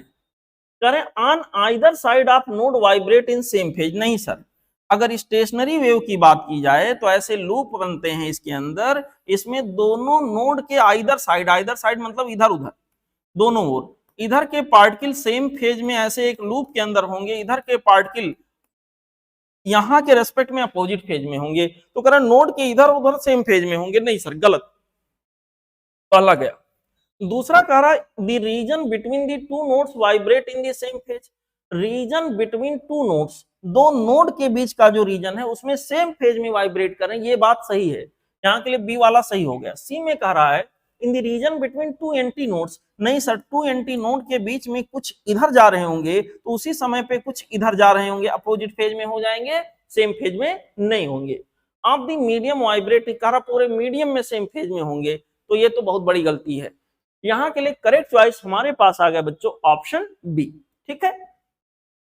अब हम लोग आगे बढ़ेंगे अगले सवाल पे। बच्चों अगला क्वेश्चन हमारा कह रहा है कि सर ऐसा है, ये sound wave of wavelength 32 centimetre enters the tube at yes, यहां के अंदर बच्चों साउंड वेव ट्यूब पर एंट्री ले रहा है, यहां से गया, ओके। एक वेव सीधे ऐसे पहुंच जाएगा बच्चों, एक वेव ऐसे यहां से टर्न लेते हुए आएगा और दोनों यहां सुपर इंपोज करेंगे। तो एक चीज हमें देखना है कि इधर से इतना लेंथ दोनों सेम चले हैं, इधर भी सेम चले हैं, लेकिन इतने पार्ट को देखो ध्यान से बेटा, ये वाला जो वेव है ऐसे इतना चल रहा है और ये वाला वेव इतना चल रहा है, तो ये थोड़ा ज्यादा चल रहा है, दोनों के बीच एक पाथ डिफरेंस होगा, कितना होगा, ये हो गया 2 पाई आर का हाफ यानी पाई आर, यहां के अंदर बच्चों ये आपका आ जाएगा पाई आर, और ये हो गया 2r माइनस 2r, ये जो होगा पाथ डिफरेंस। क्वेश्चन के अकॉर्डिंग यहां पर हमें क्या मिलना चाहिए, यहां पर मिनिमम ऑफ साउंड मिलना चाहिए। मिनिमम का मतलब यहां डिस्ट्रक्टिव इंटरफेरेंस की कहानी होनी चाहिए, और डिस्ट्रक्टिव इंटरफेरेंस होने के लिए यहां के अंदर जो पाथ डिफरेंस होना चाहिए लैम्डा बाई 2 या उसका ऑड मल्टीपल होना चाहिए। अब ध्यान दीजिए, यहां से हमें आर निकालना है और उसने कहा आर की कम से कम वैल्यू क्या होगी, तो आर की कम से कम वैल्यू अगर लानी है तो यहाँ एन की हमें कम से कम वैल्यू लेनी पड़ेगी, यानी 1 lambda by 2, 2 lambda by 2, 3 lambda by 2 कुछ भी पॉसिबल था, माफ करिएगा 2 लैम्डा बाई 2 नहीं पॉसिबल था, odd multiple of lambda by 2 possible था, यानी lambda by 2, 3 lambda by 2, 5 lambda by 2, 7 lambda by 2, लेकिन हमें क्योंकि मिनिमम वैल्यू आर की निकालनी है तो सबसे छोटा वाला केस लेंगे 1 लैम्डा बाई 2। सॉल्व करके देखते हैं। यहां हमसे पूछा गया बताइए कि स्मॉलेस्ट रेडियस स्मॉल आर क्या होगा, स्मॉल आर को कॉमन करेंगे तो पाई माइनस 2 यहां बचेगा, ठीक है बेटा। यहां के अंदर हो गया लैम्डा बाई 2, इसका मतलब ये हो गया आर की वैल्यू बच्चों lambda by 2 into pi minus 2 ऐसे हो जाएगा, ठीक। अब देखना है यहाँ लैम्डा वेवलेंथ कितना है, दिया है कि नहीं दिया है, वेवलेंथ 32 सेंटीमीटर गिवन है, तो यहां के अंदर बच्चों ये आ गया 32 डिवाइडेड बाई 2 और यहाँ पाई, पाई का मतलब 3.14 माइनस 2, तो यहां पर आ जाएगा इंटू 1.14। इसको सॉल्व कर लेते हैं, यहां के अंदर 16 आ गया, 16 डिवाइडेड बाई 1.14, 16 से थोड़ा सा कम आंसर मिलेगा, इसको सॉल्व करके निकालोगे तो लगभग लगभग इसका आंसर बच्चों 14 के अप्रॉक्स में मिलेगा, 14 के आसपास यहां देखने को मिलेगा मेरे प्यारे बच्चों। तो यहां के लिए लगभग में आंसर आ गया 14 सेंटीमीटर। तो करेक्ट चॉइस यहां के लिए जो आएगा बच्चों वो आपका हो जाएगा option B. Option B would be the correct choice for this particular question. Now let's enjoy question number next 1। देखें यहां पर बच्चों एक ऐसे ही सवाल है, कहा two which of the following is correct ascending order of wavelength, ascending मतलब बढ़ते क्रम में लिखना है। यहां के अंदर बच्चों असेंडिंग ऑर्डर आपको मैंने समझाया था, एक ट्रिक बताया था याद रखने के लिए, उसमें सबसे ज्यादा वेवलेंथ अगर किसी का होता था तो रेडियो वेव का, और सबसे कम गामा का। तो सबसे कम वेवलेंथ अगर किसी का होगा इन सारे ऑप्शंस में से तो वो होगा बच्चों गामा रे का वेवलेंथ सबसे कम, यहां दिख रहा है, और गामा रे का और कहीं सबसे कम नहीं है। तो यहां के लिए माइक्रो फिर विजिबल फिर एक्सरे फिर गामा रे, यही ऑर्डर यहाँ के लिए करेक्ट होगा। असेंडिंग ऑर्डर ऑफ वेवलेंथ हमारे पास कुछ ऐसे है, आप देख सकते हैं, यहाँ के लिए करेक्ट चॉइस हो गया ऑप्शन बी। ये तो जस्ट याद रखने वाला सवाल है, इसमें कोई न्यूमेरिकल तो आपको लगाना नहीं है, ठीक है बेटा। अब आगे बढ़ते हैं अगले सवाल पे। अगला क्वेश्चन हमारा है क्वेश्चन नंबर 21। देखिए क्वेश्चन नंबर 21 में बच्चों हमसे कह रहे हो ये closed organ pipe and an open organ pipe are tuned to the same fundamental frequency. मतलब यहां पर ओपन पाइप का जो फंडामेंटल फ्रीक्वेंसी है और क्लोज्ड पाइप का जो फंडामेंटल फ्रीक्वेंसी है, कह रहे हैं दोनों सेम है। तो ये तभी पॉसिबल है जब उनका लेंथ अलग हो, अदरवाइज अलग अलग हो जाते। हमसे कहा गया बताइए रेशियो ऑफ दियर लेंथ। पहला नाम उन्होंने क्लोज का लिया, दूसरा नाम ओपन का लिया है। पहला नाम बच्चों उन्होंने क्लोज का लिया है, तो मैं सीधा कर देता हूं fundamental frequency of closed pipe equal to fundamental frequency of open pipe. ठीक है, पहले close then open. Fundamental frequency of close pipe हमारे पास हो गया बेटा V divided by 4 times of L of close pipe, और यहां पर हो जाएगा V divided by 2 times of L किसका, क्लोज पाइप के लिए, ओपन पाइप के लिए, माफ करिएगा ओपन पाइप के लिए। यहाँ क्लोज अपॉन ओपन का रेशियो बताना है, तो यहाँ के अंदर बच्चों V कैंसिल हो गया। हमारे पास ये हो जाएगा क्लोज्ड पाइप का लेंथ अपॉन ओपन पाइप का लेंथ इक्वल टू 2 बाई क्या आ जाएगा 4। यहाँ के लिए बच्चों ये जो रेशियो हमारे पास आएगा 1/2 आ जाएगा, और इस तरह से करेक्ट चॉइस यहाँ के अंदर जो हम लोग लेंगे वो हो जाएगा option D. Option D would be the correct choice for this particular question. Now let's enjoy question number next 1। अगला सवाल बच्चों हमारा है question number 22। Ultrasonic waves are produced by, ये मैंने थियरी में आपको समझाया बच्चों, आसान सा बिल्कुल सवाल। अल्ट्रासोनिक वेव कई तरह से प्रोड्यूस होता है, जिसमें एक इफेक्ट पीजो इलेक्ट्रिक इफेक्ट है। बच्चों यहाँ पर ऑप्शन ये करेक्ट हो गया, इसमें कुछ नहीं करना, डायरेक्ट टिक करना है।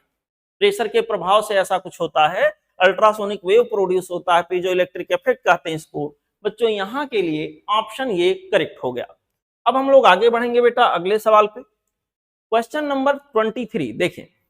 23 नंबर सवाल हमसे क्या कह रहा बेटा, वो दो स्टेटमेंट उन्होंने दिया है, statement number first and statement, माफ करिएगा, statement number 1 and statement number 2। यहाँ दो स्टेटमेंट दिए हैं हमको। पहले स्टेटमेंट में कह रहे हैं two longitudinal waves given by this and this. एक लॉन्गिट्यूडनल वेव को बच्चों ऐसे उन्होंने दिया है, ये एक लॉन्गिट्यूडनल वेव को उन्होंने ऐसे दिया है ये वाले इक्वेशन से, और दूसरे लॉन्गिट्यूडनल वेव को बच्चों इस इक्वेशन के थ्रू उन्होंने दिया है। करा उनकी इंटेंसिटी सेम है। तो लॉन्गिट्यूडनल वेव की बच्चों जो इंटेंसिटी होती है, आपको बताया था मैंने थियरी पढ़ाते समय, इंटेंसिटी इक्वल टू हमारे पास आता है तो वेव की energy per unit volume into wave की वेलोसिटी। वेव एनर्जी लॉन्गिट्यूडनल के केस में हाफ रो ओमेगा स्क्वायर ए स्क्वायर, ठीक है, इनटू यहाँ के अंदर हो गया था वी, वेव वेलोसिटी। बेटा डेंसिटी दोनों एक ही मीडियम में चले तो डेंसिटी तो वही होगा। यहाँ के अंदर वेलोसिटी की बात करें तो दोनों की वेलोसिटी सेम होगी। कैसे, देखो वेलोसिटी निकालेंगे यहाँ ओमेगा बाई के आएगा, और यहाँ वेलोसिटी निकालेंगे 2 ओमेगा बाई 2 के, मतलब ये भी ओमेगा बाई के आ गया, मतलब दोनों की वेलोसिटी सेम, दोनों की डेंसिटी सेम। तो प्रोपोर्शनलिटी ऐसे आ गई, intensity directly proportional to omega का स्क्वायर इनटू ये का स्क्वायर। अब मैं दो वेव की इंटेंसिटी को अगर कंपेयर करूं तो बच्चों हमारे पास हो जाएगा I1 upon I2 equal to omega 1 by omega 2 का होल स्क्वायर इनटू बच्चों यहां हो जाएगा A1 बाई A2 का होल स्क्वायर। तो देखते हैं, पहले में ओमेगा की जगह ओमेगा ही है, और दूसरे में बच्चों ओमेगा की जगह क्या है, 2 ओमेगा है। तो यहाँ के अंदर 2 ओमेगा मैंने लिख दिया होल स्क्वायर। पहले में बेटा एम्पलीट्यूड की जगह हमारे पास कितना है 2a, और दूसरे में एम्पलीट्यूड के स्थान पर केवल है ये, तो हो गया 2a by A, this much का होल स्क्वायर। हम लोग इसको सॉल्व करेंगे बच्चों, तो यहाँ के अंदर आ जाएगा 1/4, ओमेगा ओमेगा कैंसिल, और 2/1 का स्क्वायर करेंगे तो आ जाएगा 4/1, इसका मतलब 1:1। इट मींस यहाँ I1 और I2 दोनों बराबर रहे होंगे। अगर दोनों का रेशियो 1 आया, इसका मतलब दोनों बराबर रहे होंगे। इसका मतलब ये हुआ कि स्टेटमेंट फर्स्ट सही है, पहला स्टेटमेंट बेटा करेक्ट हो गया। दूसरा स्टेटमेंट क्या कह रहा है, कह रहा है intensity of wave of given frequency in the same medium is proportional to square of amplitude only. यहां तक तो बात सही है, लेकिन ओनली कहना ये थोड़ा सा इसको गलत बना रहा है। ठीक है बच्चा, यहाँ ओनली नहीं कहना चाहिए, तमाम चीजें, खाली एम्पलीट्यूड नहीं है, कई सारी बातें। तो ओनली कहना यहाँ गलत हो गया। इसका मतलब फर्स्ट स्टेटमेंट करेक्ट है और सेकंड स्टेटमेंट बच्चों रॉन्ग है। First is true, second is false. यहाँ के अंदर बेटर ऑप्शन, बेस्ट ऑप्शन हमारे पास आ गया ऑप्शन बी। ठीक है, this was the solution for the question number 23. Now let's enjoy question number next one. बेटा अगला सवाल हमारा है क्वेश्चन नंबर 24। 24 में सिंपल सी बात हमसे कही गई, velocity of sound is maximum in. बेटा साउंड की वेलोसिटी सबसे ज्यादा मेटल के अंदर होता है, सबसे कम गैसियस मीडियम में रहेगा। अगर स्पीड की बात करें तो यहाँ के अंदर बच्चों सही जवाब हो गया ऑप्शन डी। इसमें कोई डाउट वाली बात तो है नहीं, ऑप्शन डी स्टील दिया है, बाकी सारे ऑप्शन में कुछ और दिया है। मेरे प्यारे बच्चों, मेरे अच्छे बच्चों, सच्चे बच्चों, बहादुर बच्चों, यहाँ के लिए करेक्ट चॉइस जो हमारे पास आ गया हो गया ऑप्शन डी। ठीक, अब हम लोग आगे बढ़ेंगे बेटा, अगले सवाल पे चलते हैं। हमारा अगला क्वेश्चन जो है that is question number 25। Question number 25 हमसे कह रहा है two waves having intensity I and 9i produce interference. दो वेव हैं, एक की इंटेंसिटी बोल रहा आई है और अगले की इंटेंसिटी बोल रहा 9i है, और दोनों से इंटरफेरेंस हुआ। बहुत बढ़िया। कहा गया if the resultant intensity at A point is 7i। बहुत अच्छी बात। What is the phase difference between two waves. दो वेव के बीच का फेज डिफरेंस यहाँ क्या रहा होगा। बच्चों रिजल्टेंट इंटेंसिटी निकालने का एक सिंपल सा इक्वेशन था, ये था I1 plus of I2 plus 2 square root के अंदर देखिए आ रहा था I1 इंटू I2 इंटू यहाँ के अंदर बच्चों क्या था cos फाई। हमें फाई मीन्स फेज डिफरेंस निकालना है। सवाल ने कहा है रिजल्टेंट इंटेंसिटी 7i है, चलो इक्वल टू I1। I1 को उन्होंने कहा I है और I2 को उन्होंने बोला है 9i है। ठीक है, यहां पर बच्चों हमारे पास आ जाएगा 2 टाइम्स ऑफ I1 के जगह I और I2 की जगह 9 टाइम्स ऑफ I। यहां हो गया cos फाई। मेरे प्यारे बच्चों देखो दे आगे क्या होता है, 7 times of I equal to यहां पर आ गया बेटा 10i, और इसको सॉल्व करेंगे 9i स्क्वायर का हो जाएगा 3i और 3 और यहाँ 2 पहले से है, यानी कि यह हो गया हमारे पास 6 times of I into cos phi. मेरे प्यारे बच्चों 10 को इधर लेके आऊं तो आ जाएगा -3 times of I, 7i minus 10i equal to बच्चों यहां के अंदर आ जाएगा 6 times of I into cos phi. देखेंगे सब लोग, cos फाई की वैल्यू निकालेंगे तो -3i अपॉन 6i, यानी कि बच्चों यहां पर आ जाएगा -1/2। अगर cos फाई -1/2 आया तो यहां से सीधा सीधा ये बात पता चलता है कि सर फाई की वैल्यू 120 डिग्री रहा होगा, और जो कि ऑप्शन में जाके देखें तो ऑप्शन डी हमें दिख रहा है साफ साफ यहाँ 120 डिग्री। तो बच्चों इस पर्टिकुलर क्वेश्चन का जो जवाब हुआ वो हो गया ऑप्शन डी। ठीक है, option D is the correct choice for this particular question. Now let's enjoy question number next one. बच्चों अगला क्वेश्चन हमारे पास है क्वेश्चन नंबर 26। क्वेश्चन नंबर 26 में कहा गया है which of the following equation does not represent simple harmonic motion। बच्चों sine cos ये जहां पे आ गए, ये देखो यहां के अंदर अगर पहले ऑप्शन को देखें तो कोई भी इसको बता सकता है कि ये तो बहुत जनरलाइज सिंपल हार्मोनिक मोशन का बहुत फेमस वाला इक्वेशन है। दूसरे को देखें, ये भी सिंपल हार्मोनिक मोशन का इक्वेशन है जिसमें इनिशियल फेज 90 डिग्री रहा होगा, इसमें इनिशियल फेज 0 है। और ये बेटा दो सिंपल हार्मोनिक मोशन का सम है y equal to this plus this, मतलब दो SHM का, ये भी SHM है ये भी SHM है, सम है y के एलान, तो ये भी SHM ही मिलेगा। tan ओमेगा टी, बेटा tan के केस में यहाँ पीरियाडिक फंक्शन नहीं होता tan वाला फंक्शन, और इसलिए यहाँ पर अगर ये पीरियाडिक नहीं तो SHM तो हो ही नहीं सकता है। यहाँ के अंदर बच्चों ऑप्शन डी यहाँ गलत हो गया। तो हमें यही बताना था कौन सा नहीं होगा, SHM कौन नहीं होगा, तो ये नहीं बताना था SHM है कौन। तो यहाँ जो हम ऑप्शन बच्चों मानेंगे, जो ऑप्शन हम टिक करेंगे वो होगा ऑप्शन डी। ठीक है, इस तरह से यहाँ के लिए करेक्ट चॉइस बच्चों आ गया ऑप्शन डी। अब हम लोग आगे बढ़ेंगे अगले क्वेश्चन पे। हमारा अगला क्वेश्चन है बच्चों क्वेश्चन नंबर 27। देखिए क्वेश्चन नंबर 27 में कहा गया है amplitude of damped oscillator decreases 0.9 times its original magnitude in 5 second.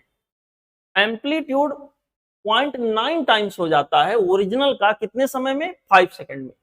In another 10 second, मतलब 5 में 10 और जोड़ दो, 15 सेकेंड के बाद it will decrease to alpha equal to, मतलब अल्फा की वैल्यू क्या होगी? अल्फा टाइम्स अगर हो जाए तो अल्फा क्या होगा?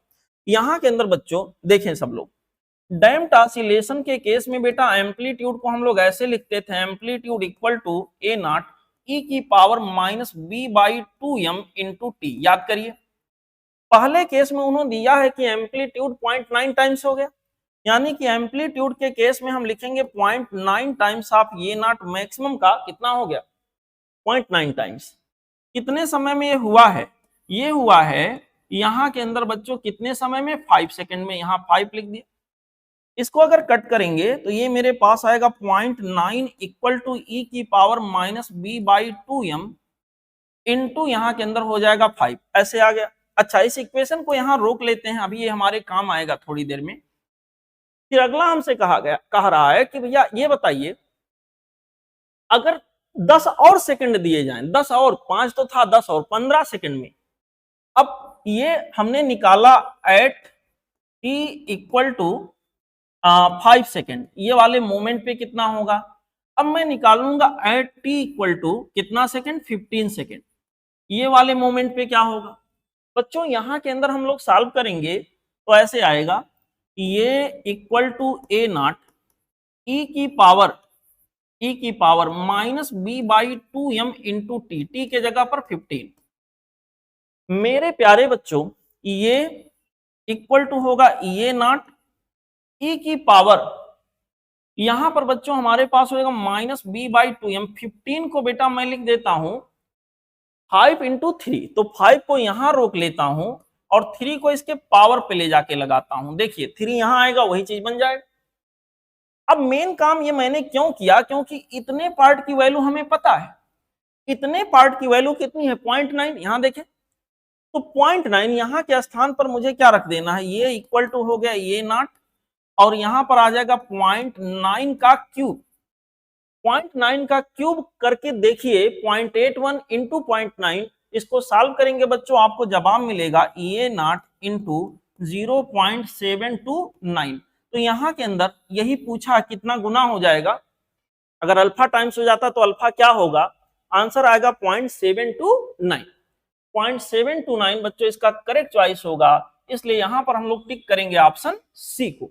ठीक है, ये था सोल्यूशन क्वेश्चन नंबर 27 का बच्चों। अब हम लोग आगे बढ़ेंगे अगले क्वेश्चन पे। अगला सवाल हमारे पास यहां पे आ गया क्वेश्चन नंबर 28। क्वेश्चन नंबर 28 में बच्चों यहां पर एक थ्योरेटिकल सवाल है, ऐसे कॉन्सेप्चुअल सवाल है। देखें उन्होंने हमको क्या कहा है, दो बॉल्स हैं, two balls of same mass m are released from different extreme positions है shown in the figure, then which of the following is correct. बच्चों एक बॉल को 4 डिग्री आगे खींच के छोड़ा गया तो अगले को 2 डिग्री आगे खींचकर छोड़ा गया है। लेकिन हमें पता है कि जो एसएचएम का या सिंपल पेंडुलम का जो टाइम पीरियड होता है एसएचएम के केस में, वो एम्पलीट्यूड पे डिपेंड नहीं करता। हम इसको 1 डिग्री खींच के छोड़े, हम इसको 2 डिग्री खींच के छोड़े, हम इसको 3 डिग्री खींच कर छोड़े, 4 डिग्री, इतना हम यहाँ एंगल कितना कर लें बेटा, ये टाइम पीरियड एंगल के ऊपर डिपेंड नहीं करेगा, बशर्ते एसएचएम का केस हो। मेरे प्यारे बच्चों यहां से यहां तक आने में t/4 अगर ये वाला लेगा तो यहां से यहां तक आने में t/4, तो ये भी t/4 ही लेगा, भले ही 2 डिग्री है। आपको बताया है यहां पर टाइम पीरियड बच्चों एंगल पे, एम्पलीट्यूड पे, इन चीजों पे डिपेंड नहीं करता है। तो इस तरह से बच्चों जितना टाइम यहां से यहां तक ये आने मिलेगा उतना टाइम ये, तो ऑब्वियसली आके टकराएंगे कहां? पॉइंट सी पर। मेरे प्यारे बच्चों यहाँ पर इनका टकराव होगा पॉइंट सी पर, तो करेक्ट चॉइस यहाँ के लिए जो हमारे पास आएगा वो होगा both will strike at point C, ये ऑप्शन सही होगा। ठीक है, ये था बेटा सॉल्यूशन क्वेश्चन नंबर 28 का। अब हम लोग आगे बढ़ेंगे अगले सवाल पे। अगला सवाल आप देख सकते हैं, क्वेश्चन नंबर हमारे सामने आ गया 29। क्वेश्चन नंबर 29 में कहा गया है phase difference between displacement and acceleration of ये particle in simple harmonic motion. इससे आसान सवाल क्या होगा बच्चों, एसएचएम के केस में एक्सीलरेशन और डिस्प्लेसमेंट के बीच में जो फेज का डिफरेंस होता है 180 डिग्री या पाई रेडियन होता है, तो यहां के लिए स्पष्ट रूप से ऑप्शन दिख रहा है ऑप्शन बी। ये तो बहुत आसान सवाल हो गया। अब हम आगे बढ़ेंगे बच्चों अगले क्वेश्चन पे।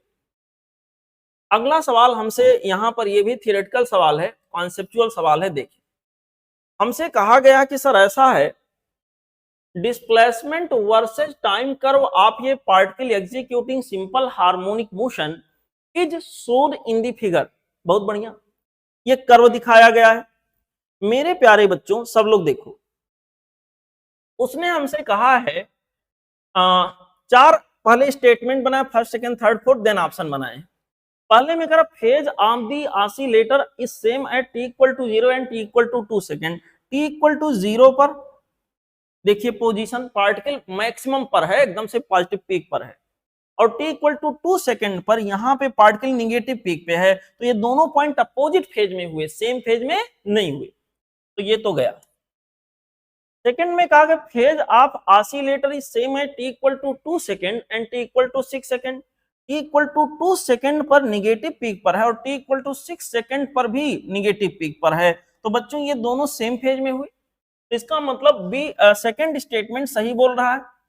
थर्ड देखें, phase of the oscillator is same at t equal to 1 second and t equal to 7 second. 1 second मतलब यहाँ और 7 सेकंड मतलब यहाँ, क्या ये दोनों सेम फेज में है? नहीं सर। यहाँ के बाद देखिए नीचे जा रहा है ग्राफ और यहाँ के बाद ये ऊपर जाएगा, तो ये दोनों बेटा सेम फेज में नहीं होंगे। यहाँ पर इसका मतलब थर्ड स्टेटमेंट गलत है। ठीक है, फोर्थ में कहा गया phase of the oscillator is same है t equal to 1 second and t equal to 5 second. 1 पर और 5 पर सेम फेज में होंगे। 1 पर देखिए 0 पर, 1 पर देखिए 0 पर, इसके बाद ये निगेटिव में जा रहा है, ये भी निगेटिव में जा रहा है। बच्चों इन दोनों का सिचुएशन यहाँ पर सेम है। अगर इसकी तुलना 5 से की जाए तो यहाँ पर बच्चों 1 और 5 का सेम फेज होगा। यहाँ पे बच्चों इसी तरह 2 और 6 का, 1 और 5, 2 और 6 का सेम फेज होगा, तो यहाँ पर फोर्थ स्टेटमेंट सही हो गया। यहाँ कॉम्बिनेशन सही का क्या हुआ, second and fourth. Second and fourth का मतलब करेक्ट चॉइस यहाँ के लिए आ गया ऑप्शन बी। ठीक है बेटा, option B would be the correct choice for this particular question. Now let's enjoy question number next 1। अगला सवाल बेटा यहाँ के अंदर 31 नंबर है। हमसे कहा गया है a particle is acted simultaneously by mutually perpendicular simple harmonic motion x equal to a cos omega t and y equal to a sin omega t. बच्चों यहाँ परपेंडिकुलर डायरेक्शन में दो एसएचएम का सम हो रहा है, एक y के लांग हो रहा है और एक x के लांग हो रहा है। मैं देख पा रहा हूं एक को साइन में दिया है तो एक को कॉस में दिया है। यहाँ पर इनिशियल फेज 90 डिग्री होगा और यहाँ इनिशियल फेज 0 डिग्री होगा। दोनों के बीच में फेज का डिफरेंस 90 डिग्री होगा और दोनों का एम्पलीट्यूड देखिए सेम है। तो यहाँ लिसेजियस फिगर की कहानी होगी, दो एसएचएम बेटा अगर 90 डिग्री पर मिले, दो एसएचएम अगर 90 डिग्री पर सुपर इम्पोज हो, जबकि उनके बीच में फेज डिफरेंस 90 डिग्री का हो, 90 डिग्री पर सुपर इम्पोज हो, फेज डिफरेंस 90 डिग्री का हो और यहाँ पर दोनों का एम्पलीट्यूड बराबर हो, तो उनकी ट्रेजेक्टरी सर्कुलर हो जाती है। कहते हैं लिसेजियस फिगर कैसा हो गया, सर्कुलर हो गया। तो यहाँ के लिए करेक्ट चॉइस हो गया ऑप्शन सी। ठीक है, यही सवाल था। ये था बच्चों सॉल्यूशन क्वेश्चन नंबर 31 के लिए। अब हम लोग आगे बढ़ेंगे अगले क्वेश्चन पे, जो कि होगा क्वेश्चन नंबर 32। अगला सवाल हमारे पास यहाँ पे आ गया बेटा क्वेश्चन नंबर 32। देखें क्वेश्चन नंबर 32 में कहा गया है, क्या कहा गया है, टाइम पीरियड ऑफ ये मास सस्पेंडेड फ्रॉम स्ट्रिंग स्टी टाइम पीरियड किसी मास का जो किसी स्ट्रिंग से सस्पेंडेड है उसका टी है। इट मींस मास को स्ट्रिंग से सस्पेंड किया गया है तो सिंपल पेंडुलम की यहाँ के अंदर बात, लेकिन स्प्रिंग स्प्रिंग हो रहा चाहिए, यहाँ आर मिसिंग है। If the spring is cut into 4 equal parts and the same mass is suspended from one of the part. बेटा यहाँ के अंदर एक स्प्रिंग था, इसको 4 इक्वल पार्ट में बांट दिया गया, पहला पार्ट, दूसरा पार्ट, तीसरा पार्ट, ऐसे 4 इक्वल पार्ट में बांट दिया गया। तो ऑब्वियसली इसका लेंथ भी, हर का लेंथ, यहाँ यल था तो L/4 हो गया। इसका स्प्रिंग कांस्टेंट अगर K था तो मैंने बताया n इक्वल पार्ट में अगर आप बांटो तो एक पार्ट का हो जाएगा n K, तो इसका बच्चों हमारे पास स्प्रिंग कांस्टेंट आ जाएगा 4K। अब आप लोग देखो, ऐसे स्प्रिंग से मैं किसी मास को लटकाऊं, यहां पर बच्चों किसी स्प्रिंग से किसी मास को मैं ऐसे लटका रहा हूं, एक बार कंप्लीट स्प्रिंग लिया है और उसी मास को मैं यहां एक टुकड़े से लटकाऊं। तो पूछा है कि पहले वाले में अगर खिंचाव, यहां के अंदर बच्चों कहा गया है then new time period, new time period क्या होगा। अच्छा, यहां खिंचाव नहीं बल्कि टाइम पीरियड पूछा गया है। न्यू टाइम पीरियड यहां के अंदर क्या होगा, पहले के केस में टाइम पीरियड क्या है, टी है। ये जब वाइब्रेट हो रहा होगा तो टाइम पीरियड आया होगा टी, तो टाइम पीरियड की वैल्यू बेटा होता 2 पाई स्क्वायर रूट के अंदर m/k। ठीक है, यहां पे दूसरे केस में जो टाइम पीरियड होगा टी डैश होगा 2 पाई, m वही है, m/k के जगह पर क्या हो जाएगा, k के जगह पर बच्चों यहां पर कितना आ गया 4K। 4 को बाहर निकालेंगे तो यहाँ 1/2 ऐसे लिख लेते हैं, ये हो जाएगा 2 पाई स्क्वायर रूट के अंदर m/k। ये जो पार्ट है, ये पार्ट बेटा यहाँ के अंदर हमारे पास जो ये वाला हिस्सा आया, ये जो घेरा हुआ है, ये टी के बराबर हो गया। इसका मतलब नया टाइम पीरियड जो हमारे पास होगा वो पहले वाले टाइम पीरियड का हाफ होगा। पहले वाले टाइम पीरियड का हाफ होने का मतलब हुआ यहाँ के लिए करेक्ट चॉइस होगा ऑप्शन सी। ठीक है बेटा, अब चलते हैं अगले सवाल पे, अगले क्वेश्चन पे। अब हम लोग अगले सवाल पे बच्चों आगे बढ़ेंगे। अगला क्वेश्चन हमारे पास है क्वेश्चन नंबर 33। देखिए ये सवाल है क्वेश्चन नंबर 33, देखते हैं। क्वेश्चन नंबर 33 में बच्चों दिखाया गया है, एक बार पढ़ते हैं सवाल को। Figure shows the circular motion of a particle, बहुत बढ़िया, radius of the circle, the period of revolution, sense of revolution का मतलब यहां हुआ direction of revolution, sense of revolution, इसको सही सही पढ़ते हैं। यहां के अंदर बच्चों ऐसे, figure shows the circular motion of a particle, the radius of circle, यहां के अंदर दिखाया गया होगा कुछ होगा, रेडियस ऑफ सर्कल यहां बी दिखाया गया है, पीरियड सेंस ऑफ रिवॉल्यूशन, इसका टाइम पीरियड दिखाया गया, sense of revolution in direction, कौन से डायरेक्शन में चल रहा है, okay, and initial position of the are indicated on the figure. Initial position, यहां जहां से चलना स्टार्ट किया होगा इसी पोजीशन को हम लोग बोलेंगे इनिशियल पोजीशन। तो हमसे कहा गया है कि बताइए simple harmonic motion of the x projection of the radius vector of the rotating particle is. Particle जब यहां होगा बेटा तो एक्स प्रोजेक्शन हमारा 0 पर होगा, एक्स इक्वल टू, पार्टिकल कुछ देर बाद यहां पहुंचेगा तो एक्स प्रोजेक्शन हमारा यहां पहुंचा, यानी प्रोजेक्शन यहां से शुरू होकर ऐसे भाग रहा है। जब पार्टिकल यहां पहुंचेगा तो एक्स प्रोजेक्शन यहां, पार्टिकल यहां पहुंचेगा तो एक्स प्रोजेक्शन यहां, यानी एक्स के रेस्पेक्ट में अगर मैं सोचूं तो प्रोजेक्शन पॉइंट का मोशन शुरू होगा एक्स इक्वल टू 0 से और ये इधर की तरफ आगे बढ़ेगा। इधर की तरफ आगे बढ़ने का मतलब इनिशियल फेज क्या होगा, 0 डिग्री होगा। तो एक्स के हिसाब से जो एसएचएम का इक्वेशन बनना चाहिए वो होना चाहिए हमारे पास एक्स इक्वल टू ये साइन ऑफ ओमेगा टी और इनिशियल फेज 0 डिग्री। ऐसे बच्चों इसको हम लोग सॉल्व करेंगे तो ये एम्पलीट्यूड की जगह ये नहीं बल्कि यहाँ बी लिखा हुआ है तो मैं बी लिख दूंगा, साइन के जगह पर साइन, ओमेगा के जगह पर 2 पाई बाई कैपिटल टी, और कैपिटल टी यहाँ के अंदर बेटा दिया 30 इंटू टी और प्लस 0, तो एक्स इक्वल टू दिस में चाहिए हमारा आंसर आना चाहिए। और इस आंसर से मैच करता हुआ ऑप्शन मुझे सीधे सीधे बिना किसी परिवर्तन के, बिना किसी चेंज के दिखाया गया ऑप्शन ये। तो यहाँ के लिए जो करेक्ट चॉइस हो गया बच्चों वो हो गया ऑप्शन ये। ठीक है, अब हम लोग आगे बढ़ेंगे बच्चों अगले क्वेश्चन पे। हमारा अगला क्वेश्चन ये रहा आपके सामने, क्वेश्चन नंबर 34। क्वेश्चन नंबर 34 को कह रहा है displacement between maximum potential energy position and maximum kinetic energy position. बेटा देखो, अगर एसएचएम का मैं ऐसे लाइन बनाऊं, सपोज करूं मैं कह रहा हूं कि इस लाइन पे सिंपल हार्मोनिक मोशन हो रहा है, तो कहानी कुछ ऐसी होगी, यहां पर x इक्वल टू 0, यहां पर x इक्वल टू इसके हिसाब से प्लस ये है, स्मॉल ए में दिया गया है एम्पलीट्यूड, और यहां पर बच्चों x equal to minus small a ऐसे दिया गया है। कहा गया है ऑप्शन में स्मॉल ए का यूज किया गया है, कहा गया कि बताइए मैक्सिमम काइनेटिक एनर्जी। बेटा के मैक्स की पोजीशन यहां है और यू मैक्स की पोजीशन पोटेंशियल एनर्जी की पोजीशन मैक्सिमम यहां होगी, यहां के अंदर पोटेंशियल एनर्जी मैक्सिमम यहां पे होगा। तो हमसे कहा displacement between maximum potential energy position and maximum kinetic energy position.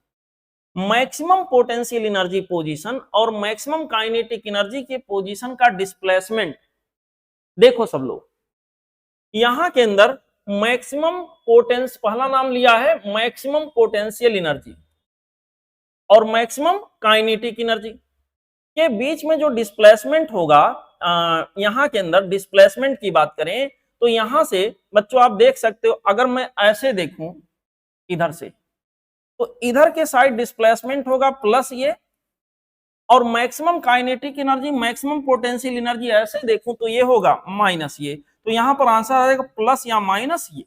ठीक है, तो ऑप्शन यहां के अंदर जो सेट होगा वो हो जाएगा बच्चों ऑप्शन सी। अगर सी ना होता तो मैं ये को एज्यूम कर लेता, फिलहाल यहां के अंदर बच्चों ऑप्शन हो गया सी, ये को यहां एम्पलीट्यूड की तरह इन जनरल हम कंसीडर करेंगे।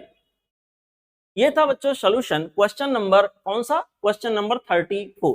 अब हम लोग आगे बढ़ेंगे अगले सवाल पे। हमारा अगला सवाल होगा बच्चों क्वेश्चन नंबर 35।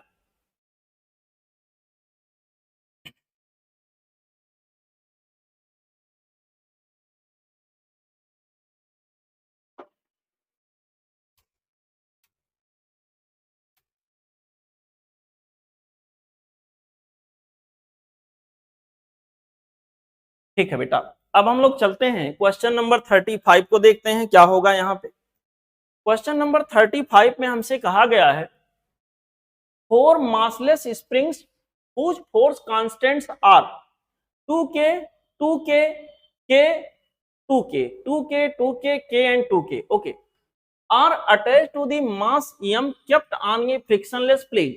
ठीक है, as shown in the figure, if the mass capital M is displaced in the horizontal direction then frequency of the system, इसको ऐसे डिस्प्लेस करके छोड़ देंगे तो ये बेटा यहाँ के अंदर एसएचएम करने लग जाएगा। अब यहाँ दो बातें समझनी है, ये दोनों स्प्रिंग्स जो है सीरीज में है, तो इन दोनों का कंबाइंड स्प्रिंग कांस्टेंट 2 के सीरीज में करेंगे तो इनका बच्चों आ जाएगा के, इसमें तो कोई शक नहीं, ये दोनों सीरीज में है और ये दोनों पैरेलल में, इसमें भी कोई शक नहीं है, तो इन दोनों का कंबाइंड आ जाएगा, सीधे सीधे जुड़ जाएंगे 3 के। ठीक है बेटा, अब ये सोचना है ये पूरा सिस्टम इधर वाले के कैसे है, सीरीज में कि पैरेलल में। तो बेटा क्योंकि दोनों साइड से फिक्स है तो इधर का जो स्प्रिंग का सिस्टम है यहाँ वाले स्प्रिंग के सिस्टम के पैरेलल में होगा, पैरेलल में होगा तो ओवरऑल स्प्रिंग कांस्टेंट जो यहाँ के अंदर आ जाएगा k plus 3k, k plus 3k, ये बच्चों कितना आ गया 4k। अब यहाँ पर फ्रीक्वेंसी ऑफ ऑसिलेशन पूछा गया, फ्रीक्वेंसी की वैल्यू होगी 1/2 पाई स्क्वायर रूट के अंदर k बाई एम। अब यहाँ पर जो k है ध्यान दीजिएगा, यहाँ पर बच्चों जो k है वो इनफैक्ट 4k है, 4k बाई एम के जगह पर कैपिटल एम ये वाला। तो यहाँ के लिए बच्चों जो करेक्ट चॉइस होगा देखते हैं 1/2 पाई स्क्वायर रूट के अंदर 4k by M, option B यहाँ के लिए करेक्ट चॉइस होगा।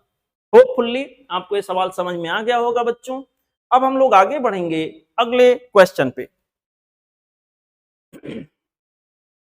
अगला सवाल ये रहा क्वेश्चन नंबर 36। क्वेश्चन नंबर 36 में बच्चों कहा गया है length of spring is L, spring का लेंथ यहाँ के अंदर यल बताया गया है and force constant is k. बहुत बढ़िया, when weight W is suspended from it its length increases by x।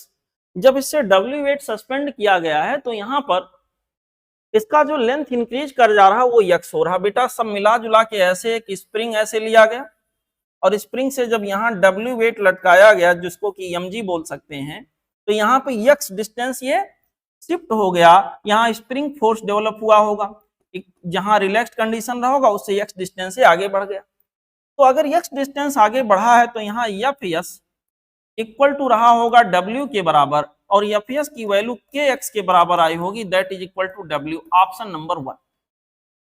फिर उसने हमसे कहा है if the spring is cut into two equal part, दो बराबर भागों में बांट दिया जाए, put in parallel and same way W is suspended. यहाँ के अंदर बच्चों स्प्रिंग को दो बराबर भागों में बांट करके दोनों को पैरेलल में ऐसे लटका दिया जाए और उससे सेम मास अटैच कर दिया जाए, जितना पहले था उतना अभी भी यहाँ लटका दिया जाए, मतलब सेम वेट W अभी भी यहाँ लटक रहा होगा।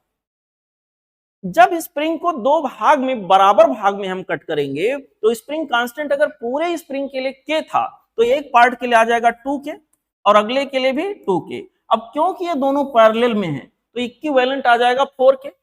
अब पूरे स्प्रिंग को लेके सोचेंगे, इस बार बच्चों स्प्रिंग फोर्स जो ओवरऑल डेवलप होगा, ओवरऑल ऊपर की तरफ, इसको एज ए सिंगल स्प्रिंग दिमाग में एज्यूम करो, तो यहाँ के अंदर हो जाएगा 4k equivalent spring constant into कितना खिंचाव होगा, मान लिया x डैश, इक्वल टू यहाँ के अंदर फिर से क्या हो गया W, सेम मास यहाँ लटकाया जा रहा है, ठीक है।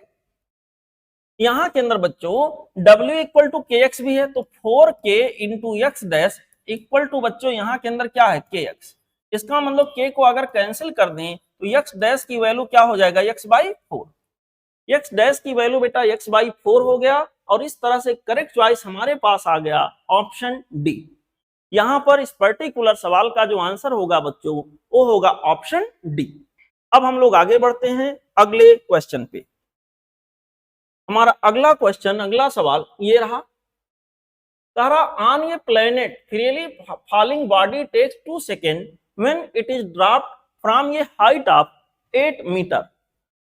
The time period of simple pendulum of length 1 meter on the planet. तो हमें ये चेक करना होगा बेटा इस सवाल में कि उस प्लेनेट के ऊपर g की वैल्यू क्या होगी, ये चेक करना होगा। तो देखते हैं यहां पर बच्चों, अगर किसी हाइट से प्लेनेट पर यहां फॉल डाउन हो रहा है तो टाइम जो लिया जा रहा है बाई फार्मूला आना चाहिए स्क्वायर रूट के अंदर 2h by ji, 2h by जी, और g की वैल्यू उस प्लेनेट पे क्या है हमें नहीं पता है, लेकिन टाइम जो लिया जा रहा है वो कितना लिया जा रहा है, हाइट ऑफ 8 नहीं, हाइट पता है और टाइम यहाँ जो लिया जा रहा है वो 2 सेकेंड का, तो सब मिला जुला के 2 सेकेंड का टाइम लगा है। 2 स्क्वायर रूट के अंदर 2h के जगह पर बच्चों 8 मीटर है, और g ऑन दी प्लेनेट क्या होगा, g ऑन दी प्लेनेट क्या होगा बच्चों, दोनों साइड का स्क्वायर कर लेते हैं। तो यहाँ पर आ गया 4 equal to 2 into 8 by g on the planet. G on the planet equal to बेटा यहाँ के अंदर इसको कट करेंगे आ जाएगा 4 मीटर पर सेकेंड स्क्वायर। हमसे कहा गया है कि सर आप ये बताइए अगर 1 मीटर लेंथ का सिंपल पेंडुलम लिया जाए ऐसे प्लेनेट के ऊपर तो उसका टाइम पीरियड क्या होगा। उसका टाइम पीरियड बच्चों आ जाएगा 2 पाई स्क्वायर रूट के अंदर l बाई जी, l के जगह पर 1 और g के जगह पर 4, ठीक है। 1 बाई 4 को बाहर निकालेंगे तो यहाँ पर ये बन जाएगा 1 बाई 2, 2 कैंसिल हो गया, पाई के जगह पर 3.14, इसका मतलब इसका आंसर आ गया 3.14 सेकेंड, जो कि स्पष्ट रूप से हमें दिख रहा ऑप्शन नंबर ए में। करेक्ट चॉइस यहाँ के लिए होगा बच्चों ऑप्शन ए, ठीक। अब हम लोग बच्चों आगे बढ़ेंगे अगले क्वेश्चन पे। हमारा अगला जो सवाल है, अगला जो क्वेश्चन है वो कुछ इस तरह से है, देखें सब लोग। कहा गया है 5 आइडेंटिकल स्प्रिंग्स, 5 एक जैसे स्प्रिंग्स लिए गए हैं, सभी का स्प्रिंग कांस्टेंट देखिए सेम दिखाया गया है, डिफरेंट कॉन्फ़िगरेशन में ऐसे हैंग कराए गए हैं। The time period of the vertical oscillation in the configurations first, second, third are in the ratio। किसका रेशियो बताना है, टाइम पीरियड का। तो बेटा देखो सब में सेम मास लटकाया गया, यम यम यम।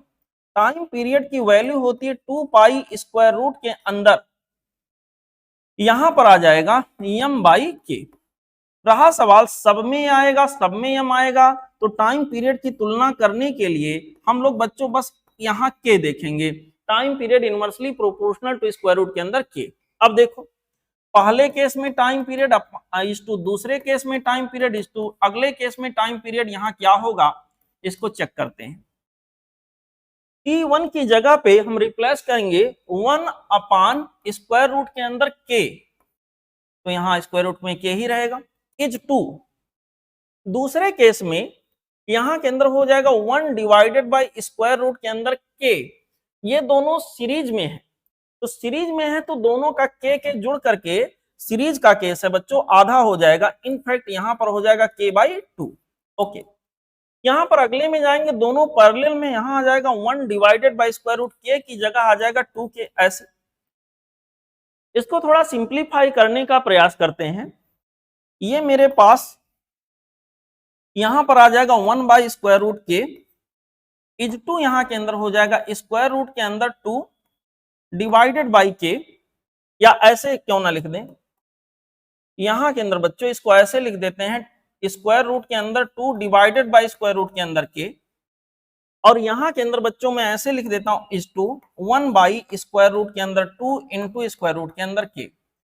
तो स्क्वायर रूट के क्योंकि सिंपल रेशियो हमें बनाना हो तो इसको ऐसे सिंप्लीफाई करेंगे, t1 is to t2 is to t3। ये जो रेशियो आएगा बेटा 1 बाई स्क्वायर रूट के 1 बाई स्क्वायर रूट के 1 बाई स्क्वायर रूट के को हटा लेते हैं तो यहां पर हमारे पास आ जाएगा 1 is to square root 2 is to 1 by square root 2 1 by square root 2। तो देखते हैं ये ऑप्शन कहीं डायरेक्ट है कि नहीं है।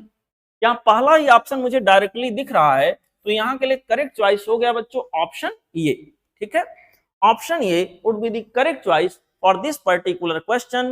Now let's enjoy question number next one. Question number 39 देखें क्या कह रहा है।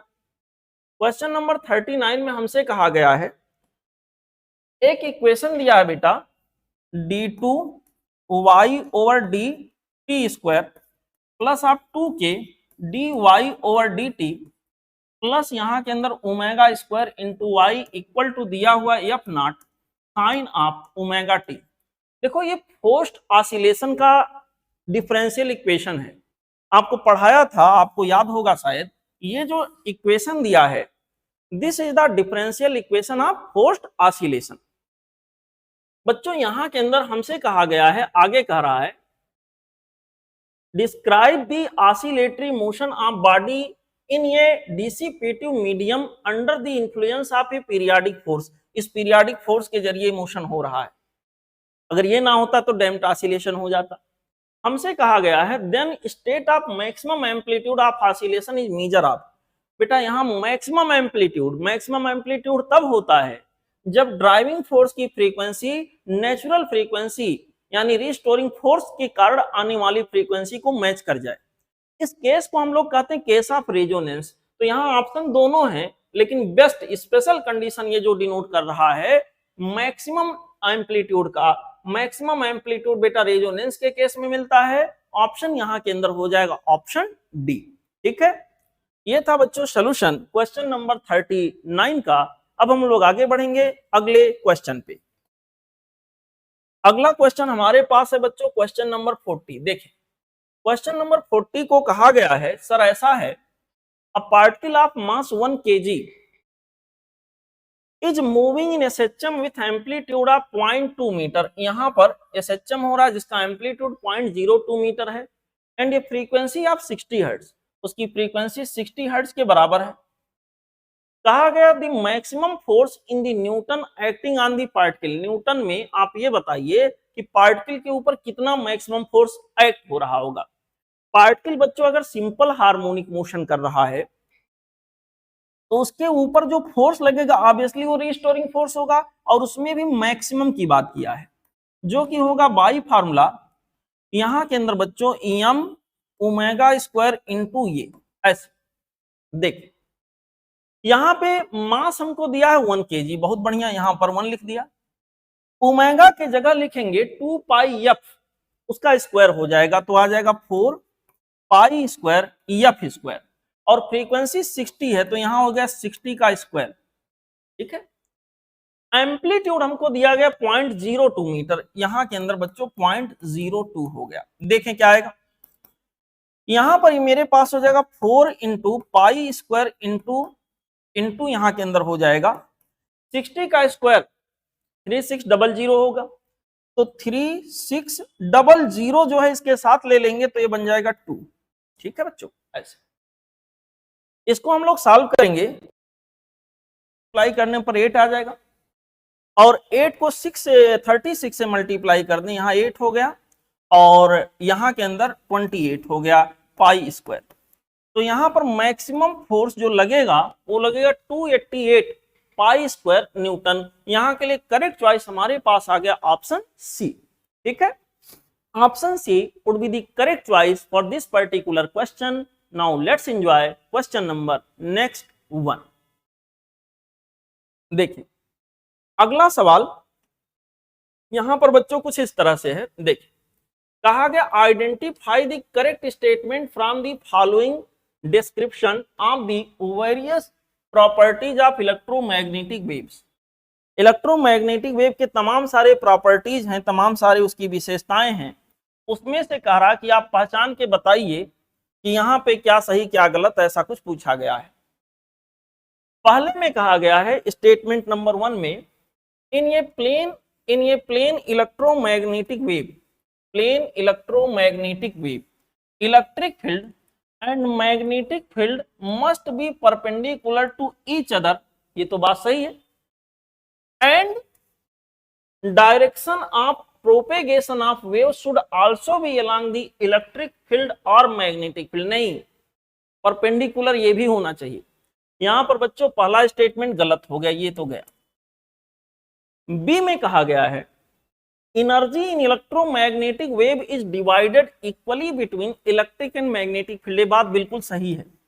पर यूनिट वॉल्यूम में जो एनर्जी का डिस्ट्रीब्यूशन होता है इलेक्ट्रिक फील्ड के द्वारा और मैग्नेटिक फील्ड के द्वारा सेम रेशियो में होता है, सेम अमाउंट में होता है। यहां के अंदर बच्चों ऑप्शन बी हो गया।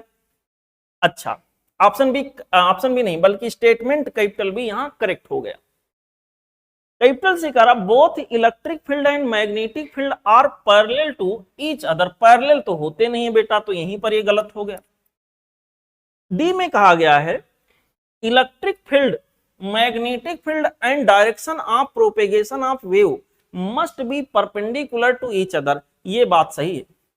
यहां पर बच्चों इलेक्ट्रोमैग्नेटिक वेव के केस में इलेक्ट्रिक फील्ड, मैग्नेटिक फील्ड और इलेक्ट्रोमैग्नेटिक वेव ये तीनों चीजें एक दूसरे के परपेंडिकुलर होनी चाहिए, और ऑप्शन भी बोल रहा है कि परपेंडिकुलर होते हैं, तो यहां पर डी ऑप्शन नहीं बल्कि स्टेटमेंट बोल रहा है, डी स्टेटमेंट यहां करेक्ट है। ई में कहा गया है the ratio of amplitude of magnetic field to the amplitude of electric field is equal to speed of light. नहीं सर, उल्टा होता है, electric field upon magnetic field equal to speed of light होता है। यहां के अंदर मैग्नेटिक अपॉन इलेक्ट्रिक कहा, इसलिए ये बात गलत हो गया। तो सही हो गया बी और डी। बी और डी बेटा यहां सही जाएगा, इसका मतलब करेक्ट चॉइस जो हमारे पास होगा वो होगा ऑप्शन बी।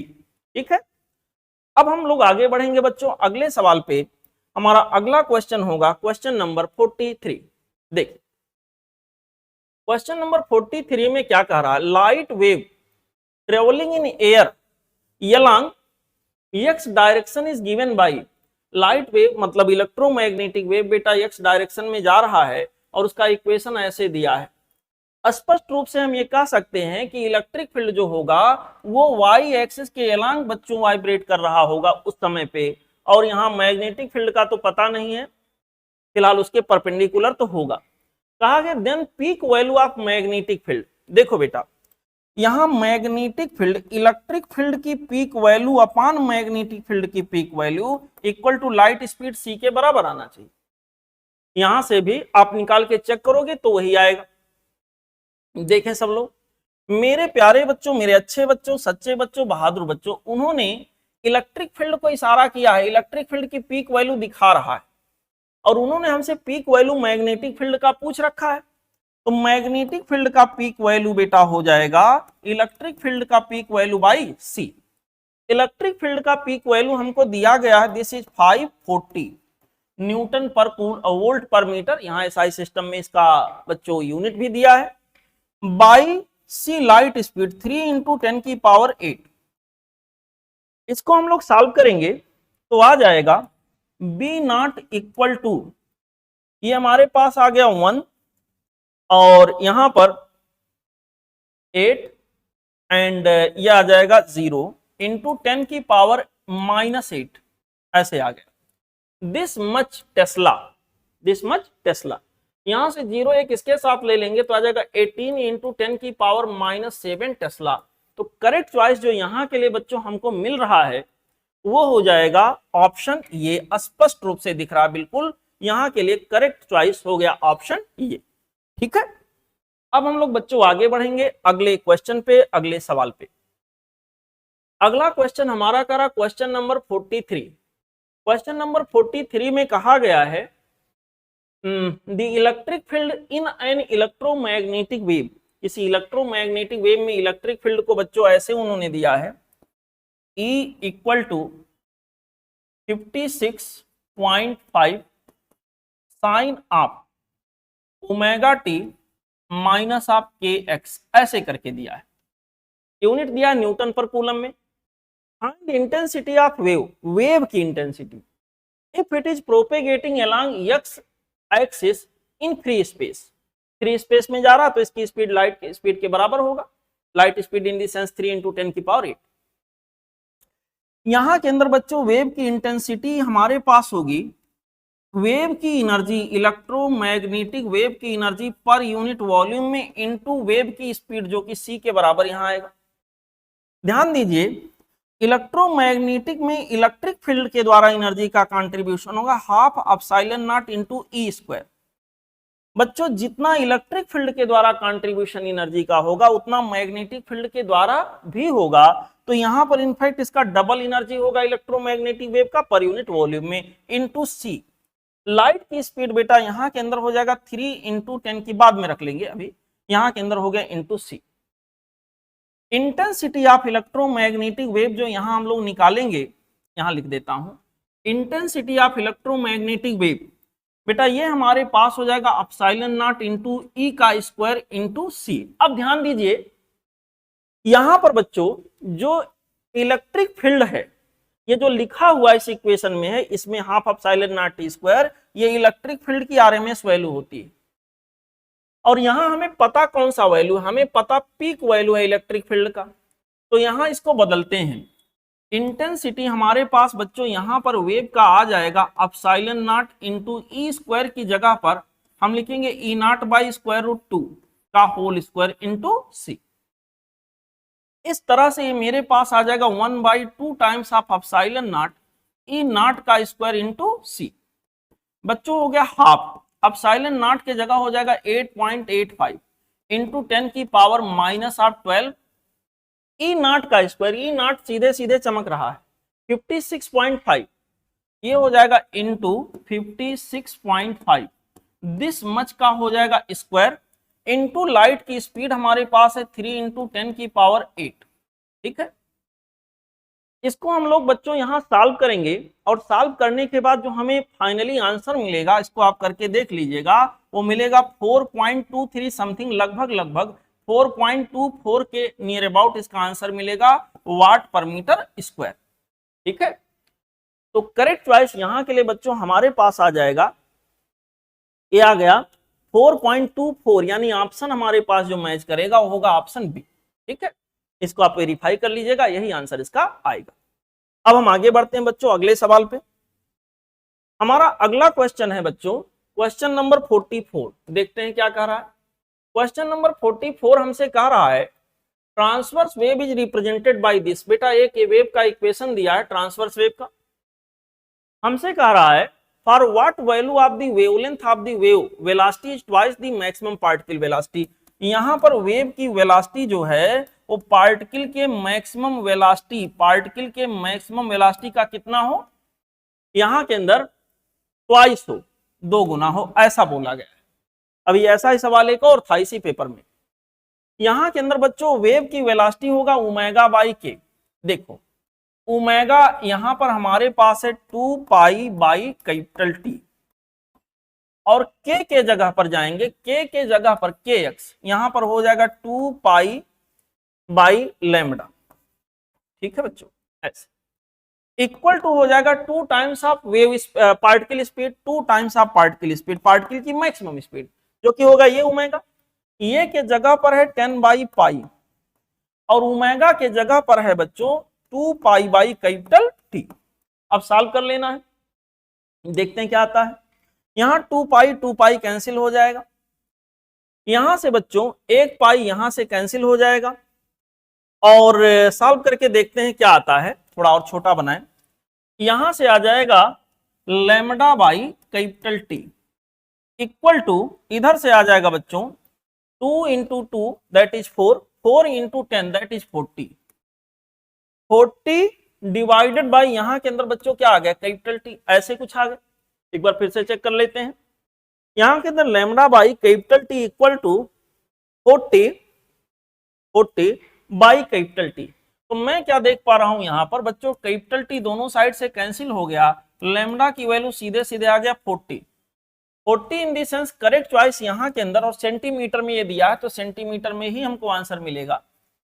यहां के अंदर लैम्डा ही पूछा गया था ना, हमसे कहा कितना वेवलेंथ लिया जाए कि ऐसी कहानी यहां के अंदर मिले, तो लैम्डा की वैल्यू बच्चों यहां के अंदर जो हमें मिलेगा वो 40 सेंटीमीटर मिलेगा। ऑप्शन हमारे पास जो होगा दैट विल बी ऑप्शन ये, ठीक है, ऑप्शन ये would be the correct choice for this particular question. Now let's enjoy question number next one. अगला सवाल देखें, क्वेश्चन नंबर 45। क्वेश्चन नंबर 45 में बेटा हमसे क्या कहा गया है, एक इक्वेशन ऐसे उन्होंने दिया है, देखो एक इक्वेशन उन्होंने दिया है, एक नहीं बल्कि 4 इक्वेशन दिया है और कुछ पूछ रखा है। इक्वेशंस में यहां साफ साफ दिख रहा है, पहला इक्वेशन यहाँ वेव का एक इक्वेशन है, प्लस है यहाँ पर, यहाँ प्लस है, यहाँ प्लस है, यहाँ माइनस। तो यहाँ पहला वाला जो वेव है अगर वो निगेटिव एक्स में जा रहा होगा, दूसरा वाला वेव भी निगेटिव एक्स में जा रहा होगा, क्योंकि यहाँ प्लस साइन है, ये वाला निगेटिव एक्स में जा रहा होगा तो ये वाला पॉजिटिव एक्स में जा रहा होगा। उसने हमसे कहा pair of wave which will produce destructive interference and stationary wave respectively in the medium are. Destructive interference तब बनेगा जब एक ही डायरेक्शन में चलने वाले वेव अपोजिट फेज में मिले, ये तीनों एक ही डायरेक्शन में चल रहे हैं, आइडेंटिकल होने चाहिए, दोनों की फ्रीक्वेंसी देखिए यहाँ सेम है और इन दोनों के बीच का फेज डिफरेंस पाई है, ये दोनों वेव आइडेंटिकल हैं, बस फेज डिफरेंस का अंतर है, एक ही डायरेक्शन में जा रहे हैं, एक ही मीडियम में जा रहे हैं। तो इनके मिलने से बच्चों यहाँ पर डिस्ट्रक्टिव इंटरफेरेंस होगा, फर्स्ट एंड सेकंड के मिलने से डिस्ट्रक्टिव इंटरफेरेंस होगा।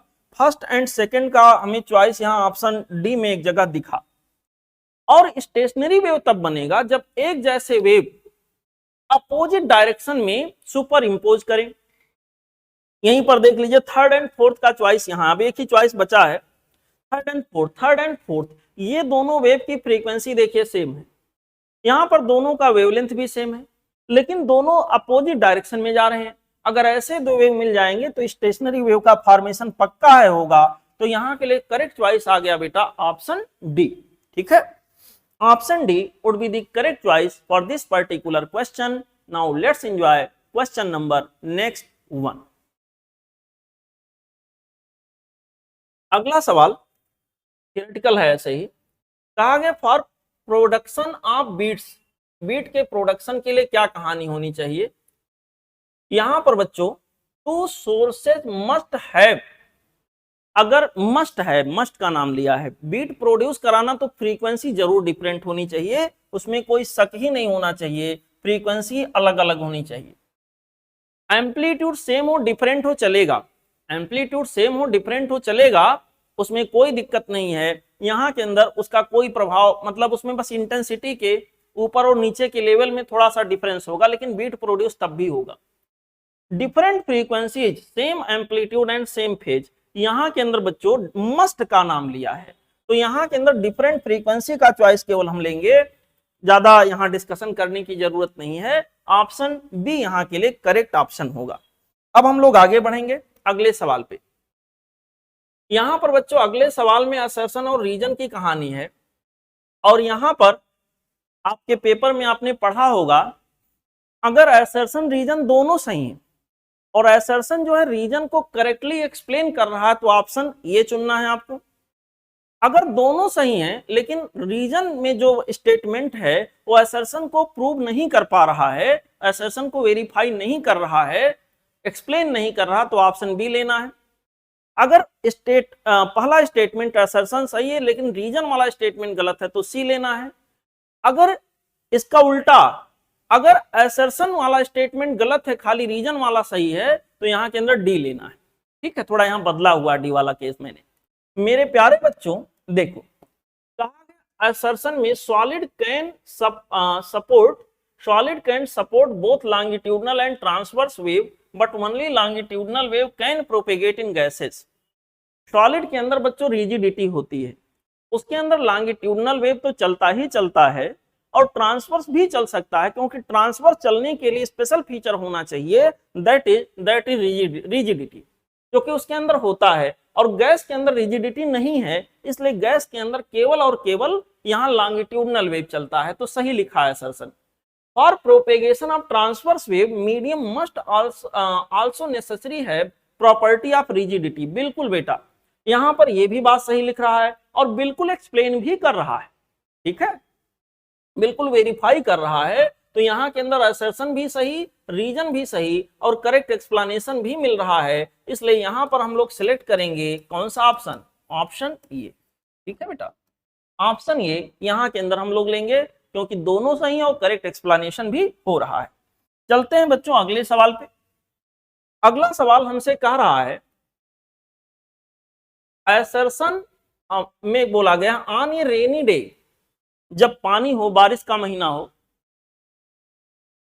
Sound travel slower then on dry day. नहीं सर, रेनी डे में क्या होता है, मॉइस्चर आ जाता है, ह्यूमिडिटी हो जाती है हमारे एटमॉस्फेयर में, तो क्या होता है वहां पर साउंड की स्पीड बढ़ जाती है। साउंड की स्पीड बढ़ने का रीजन ये है डेंसिटी का कम हो जाना।